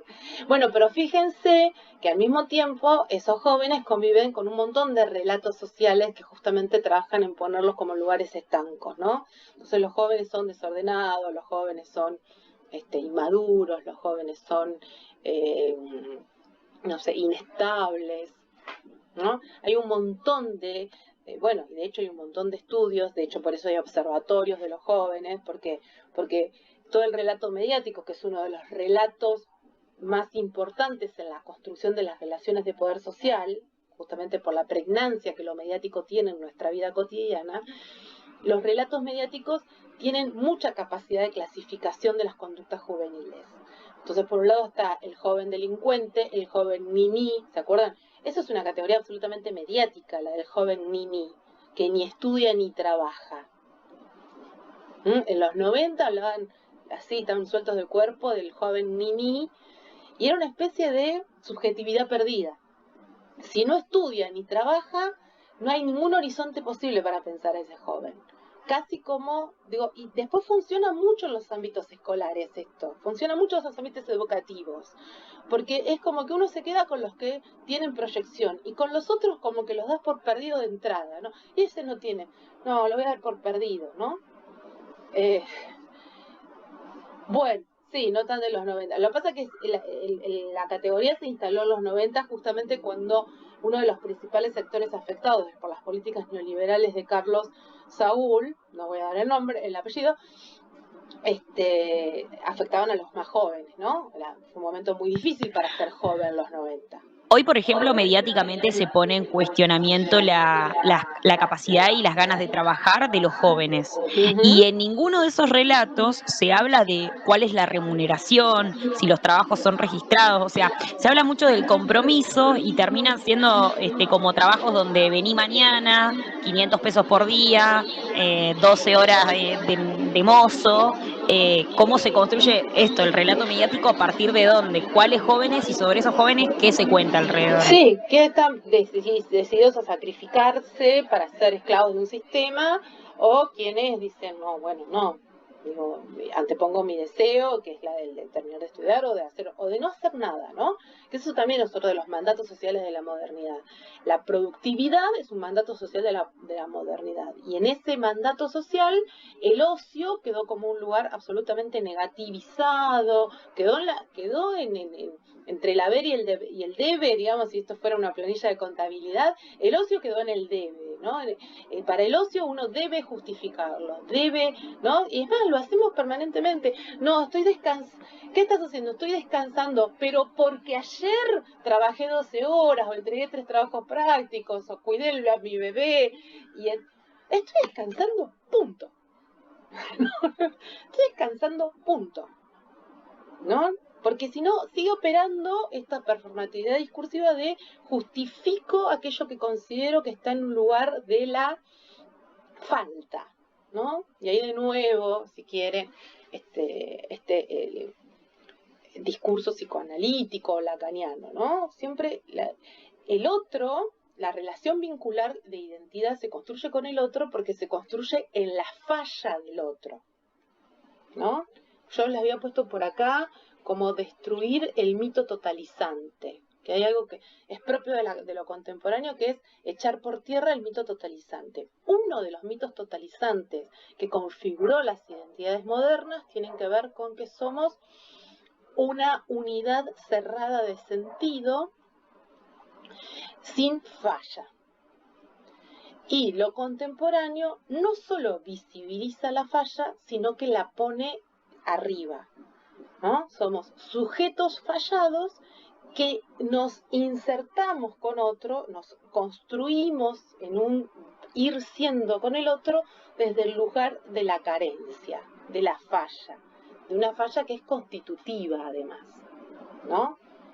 Ahora, el dolor, si quieren, para ponernos ahí más filosóficos, viene o de no reconocer la falla, ¿no?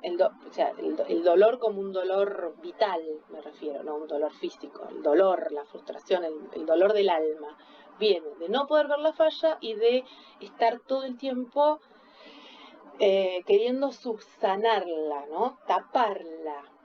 La tapamos de cuántas cosas para no convivir con nuestra falla y hacernos cargo de ella.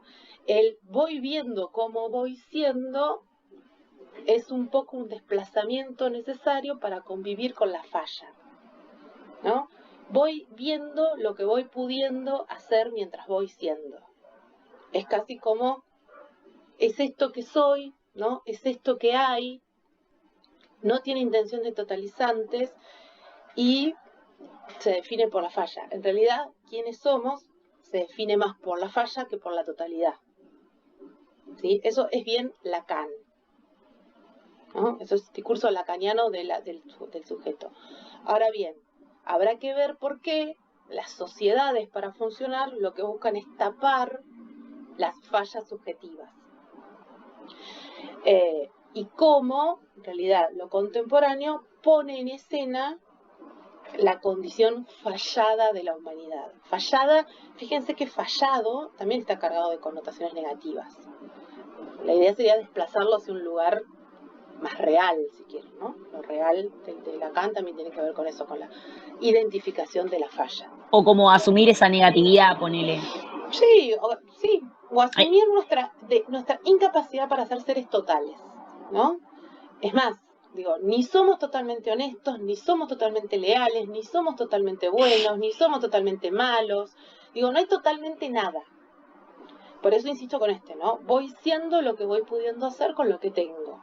Yo creo que los jóvenes están más sentados en ese lugar, más aceptándose, voy siendo lo que voy pudiendo hacer con esto. Pero siempre está la figura del relato social como un lugar de demanda del que hay que poder salirse para no convivir con, digamos, en tremendos niveles de frustración, porque si uno solo focaliza en la falla, en todo aquello que no puede alcanzar, todo aquello que le cuesta, bueno, vive en un lugar de permanente dolor, de permanente frustración. Mientras que si uno trabaja para asumirse con la falla, por lo menos va haciendo algo para salir de ese lugar de la mirada totalizante del otro. Cuando digo el otro, estoy pensando en dos otros, ¿no? Ahora les voy a subir un texto a la clase de Dani Dufour, donde diferencia bien esos dos otros. El otro simbólico, Dufour es psicoanalista y trabaja desde Lacan, dice, hay dos lugares de interpelación para lo identitario. Un otro con mayúscula, que es el otro de la ley, ¿no? El otro de la ley, el otro de la norma, del mandato, y después hay un otro con minúscula que es el mi otro par, ¿no? Bueno, ¿dónde estoy construyendo los lazos de identidad? ¿Y por qué no puedo asumir que quizás esas identidades son flexibles, son efímeras, sirven para un estado, una circunstancia, un momento, y luego pasaré a otro, ¿sí? Y no lo vivo como un fracaso. Porque todo lo que nosotros leemos como frustración, como fracaso, es porque está atado a esos niveles de lo que debiera ser, ¿no? El deber ser social. ¿Esto de la falla puede tener alguna relación con el concepto de no sutura? Claro, sí. Bueno, de hecho creo que Heller también habla de sujetos suturados, ¿no? O de sujetos sujetados. Dufour pone en crisis la idea de que, incluso la noción misma de sujeto, porque el sujeto es sujetado. Cuando el sujeto pierde esas instancias de sujeción, bueno, se pierde a sí mismo, pues se pierde su condición de sujeto. Pero ya Foucault, no en Vigilar y Castigar, sino en la hermenéutica del sujeto, que es un librito chiquitito también, ya él pone en crisis ahí la idea de subjetividad, sujeto, sujetación, ¿no? Ya pone en crisis esa equivalencia de sentidos. Se los recomiendo también. En hermenéutica del yo, qué sé yo, capaz que lo leyeron en otra materia, sé yo. A veces me pongo en fundamentos psicológicos del aprendizaje, casi seguro. Pero digo, es importante para pensar cuáles son las características identitarias de estos jóvenes con los que nosotros vamos a establecer prácticas educativas.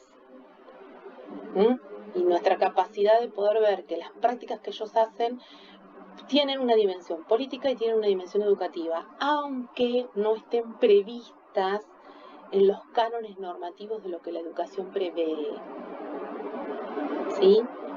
Todo lo que hacemos tiene una dimensión estructurante y educativa, en tanto y en cuanto es interpelativa de nuestra condición subjetiva. Eso es bien buen Friburgos. Todas las prácticas sociales pueden ser consideradas prácticas educativas. Si nosotros somos docentes que asumimos esa capacidad de formativa, bueno, seguramente podemos ser, en mi visión, mejores docentes que si intentamos a fuerza y contrafuerza imponer un modelo de saberes necesarios. Habría que preguntarse también cuáles son los saberes necesarios para vivir en la contemporaneidad. Quizás los saberes que marcan las currículas ya no son los saberes necesarios, ¿no? O sea, son otros. Pero bueno, esos serán distintos lugares de batalla también. No vamos a ser solo docentes en el aula. También somos sujetos del currículum. Eso ya lo están viendo en la materia de currículum. Somos sujetos del currículum. Y también somos sujetos del currículum oculto. Es decir, todo aquello que no está escrito, pero que sin embargo sigue funcionando performativamente en la conducta de los jóvenes. Digo, hay que estar atento a toda esa multidimensionalidad. Porque esas personas que están ahí construyendo un vínculo con nosotros son jóvenes que vienen, no nacen en el momento que entran a la institución escolar, vienen de antes. Hay que poder recuperar ese antes, ¿no? Para que la escuela no sea lo tajante, ¿no? La vida y la escuela. Entro a la escuela y me convierto en un sujeto normativo de la institución, ¿no? Tiene que ser un lugar de recuperación de todas esas prácticas que están pasando por fuera de la escuela, para ver, bueno, cuál es la dimensión educativa que se le puede dar y cuál es la dimensión política. Insisto con esto, toda práctica implica un nivel de politicidad. Por eso Reguillo, por eso les di para leer Reguillo. Ahora les voy a subir la clase y les voy a subir un texto de Dufour que me parece que está re bueno para leer esto, que es muy cortito aparte. Y un texto de Bomaro también, que es una entrevista de Pablo Bomaro. ¿Lo ubican a Pablo Bomaro? Que trabaja en Juventud. ¿Dónde trabaja? Sí. Es una entrevista del 2016 donde dice: las juventudes exigen modalidades de aprendizaje fuera del ámbito escolar. Pareció también como una palabra interesante. Y ténganlo como referencia, porque Pablo Bomaro es uno de los investigadores que más está trabajando juventud hoy. Reguillo también sigue trabajando juventud hoy. Margulis quedó un poco más de la sociología, pero me parece que Pablo tiene cosas interesantes y está produciendo mucho. Digo, está en su momento de mayor producción intelectual. Así que quizás sea un autor de referencia que no aparecía mucho en la facultad. Bueno, ¿alguna pregunta? Yo lo que quería... ¿Debate? Reflexión Sí, no, la verdad que no. Pero... quería decir que compartí ahí justo una nota que leí ayer de Luciano Lutero, que es un psicoanalista, él es doctor en filosofía, es muy joven, pero es como muy estudioso. Y bueno, justo sacó una nota en página 12 sobre esto de las relaciones. Si bien se centra más en el tema de las relaciones amorosas, por decirlo de alguna forma, como que me pareció muy piola eso de cómo lee el escenario actual y qué pasa con los vínculos, qué pasa con las aplicaciones de Tinder o no, la monogamia. O sea, justo cuando estábamos hablando me pareció que esta piola no es larga, por ahí les interesa. ¿Dónde la subiste? La dejé en el grupo Facebook. en el grupo de Facebook. Perfecto, listo, buenísimo. Bueno, gracias por el aporte, lo vamos a leer. Justamente esta semana, miren, hablamos de Charlie y no hablamos de Wanda Icardi, que también es el gran tema de cómo poner en crisis la monogamia o la pertenencia del cuerpo del otro, ¿no? Unas relaciones donde nosotros pensamos que somos dueños de la vida del otro. No, lo último, Sí, profe, con lo anterior que decías, de la no sutura, de lo abierto, de los espacios educativos, creo que volviendo a algo que hablamos hoy, creo que desde ese lugar es que creo que cobran solidez después de esta pandemia las tecnologías, como lugares educativos y como lugares que que ya no pueden ser vistos como amenazantes de un orden escolar, ¿no? Claro, y que plantean normativas para los jóvenes, estereotipos, y que nada, que son lugares educativos, ya está. Sí, a mí me parece que eso es parte del desafío, corrernos de los estereotipos que los otros relatos imponen respecto a los jóvenes. y nada, y verlos como pueden ser, ¿no? Porque si no estamos cargados, vamos con un montón de prejuicios, de juicios previos respecto a lo que los jóvenes son, y claro, después cuando nos encontramos con esa pluralidad, diversidad, multiplicidad, como dice Bomaro, no tenemos categorías para entenderlos, nos quedan cortas, ¿no? Nos quedan cortas. Entonces lo ubicamos siempre en este sirve, este no sirve, este es bueno, este es malo, este llega, este no llega, alcanzó los logros, no alcanzó los logros. Bueno, todos esos esquematismos que la institución escolar tiene, ¿no? Digo, yo lo veo, alcanzó los logros, superó los logros. Lugares evaluativos medios cortos, ¿no? Son como mantas que quedan cortas. ¿Cómo damos cuenta de la multiplicidad del otro solamente diciendo que alcanzó los logros o no alcanzó los logros? O sea, hay algo de un proceso muy desubjetivante de la institución hacia los estudiantes, ¿no? O sea, perdemos de vista lo complejo de su subjetividad cuando solo lo podemos meter en un casillero de no alcanzó los logros, superó los logros. La clasificación ya vienen clasificados de todos lados y va a la escuela y los vuelve a clasificar. Y que son los mismos, o sea, el mismo discurso de éxito que después se replica en el ámbito laboral en general. Por digamos. supuesto, bueno, Como ahí que la te va modernidad preparando sigue, para eso. claro, la modernidad ahí sigue laburando muy armónicamente, ¿no? Entre preparar sujetos en la escuela para el mundo laboral. Ahora, el mundo laboral cambió y la escuela sigue ordenando los tiempos como si vos fueras a trabajar en una fábrica. Y después sos Rappi, ¿no? Entonces todo lo de la escuela no tiene como, ¿no? Después sos Rappi. Entonces, quizás la escuela lo único que está haciendo es fortaleciendo la capacidad adaptativa del sujeto para que si te toca ser rápido, te toca ser gerente, te quedes tranquilo con lo que te tocó, ¿no? Es más como un discurso tranquilizador. Conclusión, tenemos que meter la revolución en la escuela, chicos. Esto quedó grabado, ya no tengo ninguna capacidad, ninguna posibilidad de salirme de este discurso. Sofía, Fernanda, bueno, Lara habló acá. Lara, mucha suerte con el divorcio. Yo qué sé, es un trámite, pero yo te diría que suerte con la abuela a esta altura ya. Suerte con todo lo que tenés que hacer. No, pues, a ver, ella lee el mundo desde los esquemas que tiene, por supuesto.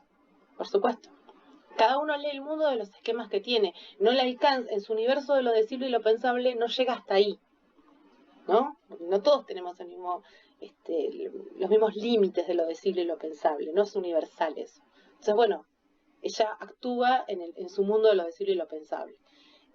Claro, digamos, convivir desde el amor, que es lo único que nos queda. Fernanda y Sofía, ¿están ahí todavía?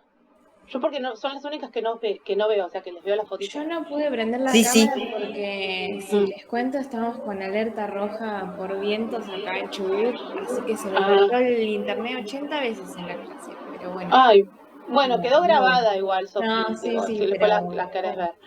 Bueno, mucha suerte con eso, entonces.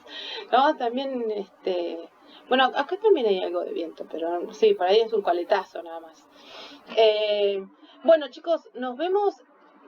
Acá surgió Preciado y nosotros ahora vamos a hacer seguramente un foro de Preciado, el tercer foro va a ser de Preciado, o el trabajo final directamente. Pero digo, en el próximo sincrónico nos vamos a dedicar puntualmente a Preciado, ¿sí? Todos lo están leyendo ya, todos avanzaron en la lectura del libro. No. Casi terminado. Genial. Bueno, es un libro muy... Sí, también tienen que hacer una reflexión, Lara. En realidad, yo creo que lo contesté en la página de Facebook. La imagen del video es disparador de una reflexión y de articulación de las categorías de los textos. No es que tienen que hacer un video o una imagen y que solo cierran por sí mismos. Seguramente van a necesitar como un anclaje teórico que explique de alguna manera esa selección. Y bueno, lo que sí pueden elegir son sobre qué categorías trabajar. No hay muchas tampoco, digo, es lo contemporáneo, lo juvenil, si quieren, las juventudes y las identidades. Pero me parece que eso es la base teórica que nos da para avanzar sobre la lectura de Preciado, porque justamente lo que pone Preciado en crisis son todos los binarismos respecto de la identidad. Heriberto, si no empezaste a leerlo, te lo recomiendo, está ahí en PDF, no sé si te cuesta la lectura digital, que yo lo puedo entender, pero bueno, ponlo grande y fíjate que tiene como capitulitos cortos. Si no puedes leer todo el libro, lee algunos. Así, medio al azar también, ¿no? Uno a veces Preciado lo puede leer como por el título se le llama la atención el título de ese apartado. Pero la historia de Preciado rápidamente es esta, digo, se llama Crónicas del Cruce porque él nació hombre, nació Paul Preciado y se convirtió en Paul Beatriz Preciado. Perdón, nació mujer, nació Beatriz Preciado y se convirtió en Paul Beatriz Preciado. ¿Sí? O sea, y esa decisión de sostener los dos nombres, Paul y Beatriz, es una decisión política, justamente, de no negociar una única identidad, sino de ser, desde su cuerpo, la expresión de la multiplicidad identitaria. Entonces, él es Paul y también es Beatriz, ¿sí? Y tiene cosas de Paul y de Beatriz. Y lo que pone en escena es cómo el mundo se le convierte en un lugar hostil cuando él decide no encasillarse en un binarismo. Hostil no solo porque lo pueden golpear, o digo, no solo es hostil en toda la normativa regulatoria, en lo jurídico, digo, lo que pone en evidencia es que hay un montón de órdenes de la organización social donde él no entra, ¿no? Donde él, como un cuerpo que decidió transformarse, pero además que quiere sostener una identidad no clausurada de ninguno de los dos géneros, bueno, se encuentra justamente con un mundo lleno de obstáculos para poder circular por él libremente. Y después hay un montón de otras cosas, digo, también cuenta cosas de su vida escolar, de su vida de niño, de esto de las manifestaciones, de la politicidad que uno puede asumir sin estar dentro de un partido, la politicidad cuando pone su cuerpo como lienzo de las transformaciones culturales, digo, ahí Preciado, él se entrega a sí mismo para dar cuenta de esta crisis identitaria, ¿no? Y las Crónicas del Cruce justamente son las crónicas de 10 años, que fue lo que duró su transformación física, ¿no? Cuando empezás perdón, profe, sí. pero no, particularmente a mí me pasó cuando lo empecé a leer, yo había leído más teórico de Preciado para la tesis y me encontré nuevamente con, bueno, este libro de crónicas yo no lo había leído y cuando lo empecé a leer fue varios cachetazos epistemológicos, digamos, ¿no? Hablando de esa forma. Y te deja pensando, maquineando, reflexionando un montón de cosas y después como que me costó entrar en el ritmo porque es como, ¿qué me está diciendo acá? Sobre todo en la introducción, que es un poquito más larga y que te va adentrando a todo lo que es los demás textos, pero es bastante fuerte, escribe bastante de una forma visceral, eso sí, te moviliza un montón. Sí, es un autor de la provocación, no es solamente, digo, alguien que ha hecho de su cuerpo un arma política, ha hecho de su palabra un arma política, ¿no? Y esto que decías vos, tratar de no moralizar si está bien o está mal, igualmente a veces es inevitable, porque te está contando cosas terribles que le fue pasando durante toda su vida, y decir, bueno, yo capaz en algún momento estuve en otro lugar, o tal vez con otra persona que le estaba pasando algo así y no lo pude ver, y es bastante, en ese sentido, bastante duro. Sí, es un texto interpelativo. Si no interpelamos desde las tripas, digamos, es muy difícil que tengamos mayor... O sea, la interpelación racional está en un nivel, pero cuando se interpela desde las tripas, después es más difícil de olvidar. Y yo creo que Preciado eso lo tiene muy claro. La provocación, la interpelación desde los lugares muy físicos. Bueno, hay otros libros de Preciado y vos sabés también que es un autor teórico, digo, sí, del mundo, de una explicación de lo contemporáneo. Pero me parece que este texto, en ese sentido, es amigable. Ah, buenísimo. Sí, qué bueno que se lo regales. Yo creo que cualquier persona que quiere iniciar una transición debería leer Apreciado. Y también la metáfora del departamento en Urano, ¿no? Cómo irnos a vivir a un lugar donde nadie nos comprenda, ¿no? Como son seres que viven en un planeta propio, que es el planeta porque se tienen que ir porque nadie los comprende. Son seres incomprendidos por los mandatos sociales. Profe, Seres sufrientes también. Antes que se me pase, cuando Sí. cuando Lara consultó sobre la imagen y el video, que también tenemos que hacer una reflexión, ¿qué video es?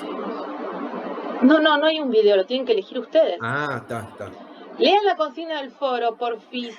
Sí, la leí hace unos días, pero digo, por ahí me perdí de algo. No hay un video que nosotros pongamos. No, tienen que elegir ustedes un poco como fue en el foro 1, que también eligieron imágenes y a partir de ahí les sirvió para empalmar con una reflexión teórica.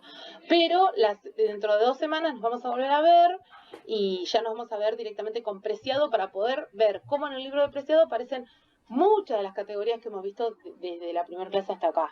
Porque como dice Lautaro, hay debates epistémicos, hay crisis sobre el Estado-Nación, hay miradas sobre los marcos regulatorios, hay miradas sobre los vínculos, sobre la condición genérica, sobre la generación. Hay muchísimas categorías que nosotros hemos estado viendo en distintos textos que las podemos revitalizar en el texto de Preciado. Sí, sobre todo por lo que veníamos hablando al principio de esto de desacralizar las categorías. Habla mucho de la construcción de ficciones, tanto de identidad de género, de lo nacional, como también esa identidad patriarcal también tiene que ver con la construcción del Estado-Nación. A partir de la modernidad, totalmente, antes de los grandes imperios. Entonces, como esto que vos decías recién, el tema del título, esa construcción de su ficcionalidad, ¿no? Esto de llevar una historia propia que es chocante con el mundo hostil que nos rodea. Entonces, esa palabra de ficción a mí cada vez que leo alguna de las crónicas, de la mayoría, se aparece latente. Todo lo que nosotros creemos ser también es parte de una ficción.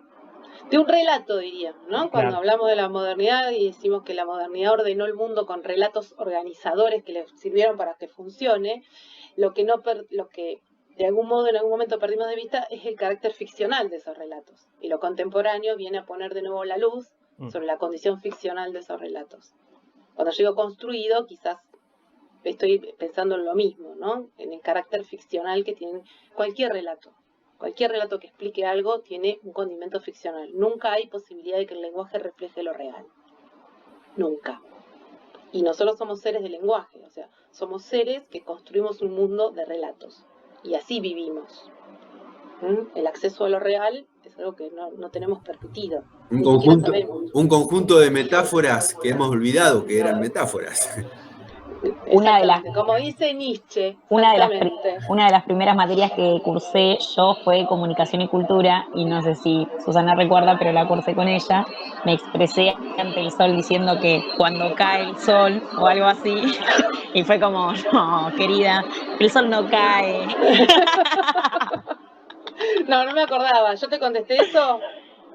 No me dijiste no querida, no, obviamente, pero fue como, no, bueno, que el sol caiga es algo que no sucede, estamos girando. Claro, pero me gustó mucho la materia, fue una buena cursada. Bueno, me alegro. Por ahí digo cosas, miren, ¿ves lo que me pasa? Digo cosas y años después ya ni me acuerdo ni quién era yo ni qué dije. Pero sí, bueno, eso es parte de lo que vemos en comunicación y cultura, ¿no? Esto, la condición ficcional de todos los relatos que sirven para organizar la vida. Y está buenísimo que sirvan para eso, pero lo que no debemos olvidar es su condición de ficción. Y lo contemporáneo nos ayuda a pararnos en ese lugar, en realidad. Chicos, muchas gracias, como siempre, por quedarse. Le clavamos 2 horitas de clase, nunca menos, ¿eh? Nunca menos. Y bueno, nos vemos en 2 semanas porque ya seguramente íbamos a hablar de trabajo final. Es muy probable que tenga que ver directamente con Preciado, de cómo está puesta en relación de algunas crónicas de Preciado sobre el resto de la materia. Digo, lo tenemos que armar con Sole. Sí, perdón, yo te quería preguntar sobre eso, sobre el trabajo, si va a haber alguna, por ejemplo, no sé si la semana que viene, después de la entrega en el foro, si va a haber un adelanto de la consigna con respecto al libro de Preciado o directamente en el próximo sincrónico. No, sí, yo tengo ya armados ejes de lectura para Preciado. Bien. Y después ustedes deberán elegir crónicas de algunos ejes para no dar cuenta. Es muy difícil dar cuenta del libro entero, pero digo, primero por ahí está bueno leerlo y después elegir el eje que más les interese, porque hay ejes que te abren la puerta para la identidad, hay ejes que te abren la puerta para el Estado-Nación, hay ejes que te abren la puerta para la pregunta sobre el género, sobre la escuela. Digo, hay muchos ejes en Preciado, entonces lo que van a tener es como una batería de lecciones para que ustedes hagan hablar a Preciado en el eje que a ustedes les interese, ¿no? Es un libro que te deja hablar en el eje que vos quieras. No es un libro totalizante, justamente, fragmentado. Pero está bueno leerlo todo, justamente, ¿no? Para poder decir, bueno, habla de esto, pero a mí me gusta esto. Me quedo con esta crónica. Joya. Así que sí, seguramente en la próxima ya... Es más, ya van a tener esa consigna antes del sincrónico. Así que lo vamos a poder hablar más puntualmente. Lo que sí les pido es que a los que ya lo leyeron está bárbaro, a los que todavía van por la mitad o no arrancaron, en 2 semanas trabajamos Preciado. ¿Sí? Pónganse las pilas con la lectura. Que estén muy bien, que tengan una excelente Gracias. semana. Saludos. Y les subo la clase y el texto de Dufour en el aula web. Profe, nos vemos y te quedó aclarar para la próxima por qué estabas de acuerdo con terminar con las indemnizaciones. Bueno, ahora resulta, viste, que enseguida te catalogan, ahora soy macrista. Porque soy macrista. La retista. A ver, claro, soy la retista. Ay, ¿quién me puede cancelar? Bueno, prometo aclararlo la semana que viene. Nos vemos, que estén Chao, muy nos bien. vemos. Chau, chau. Saludos. Gracias.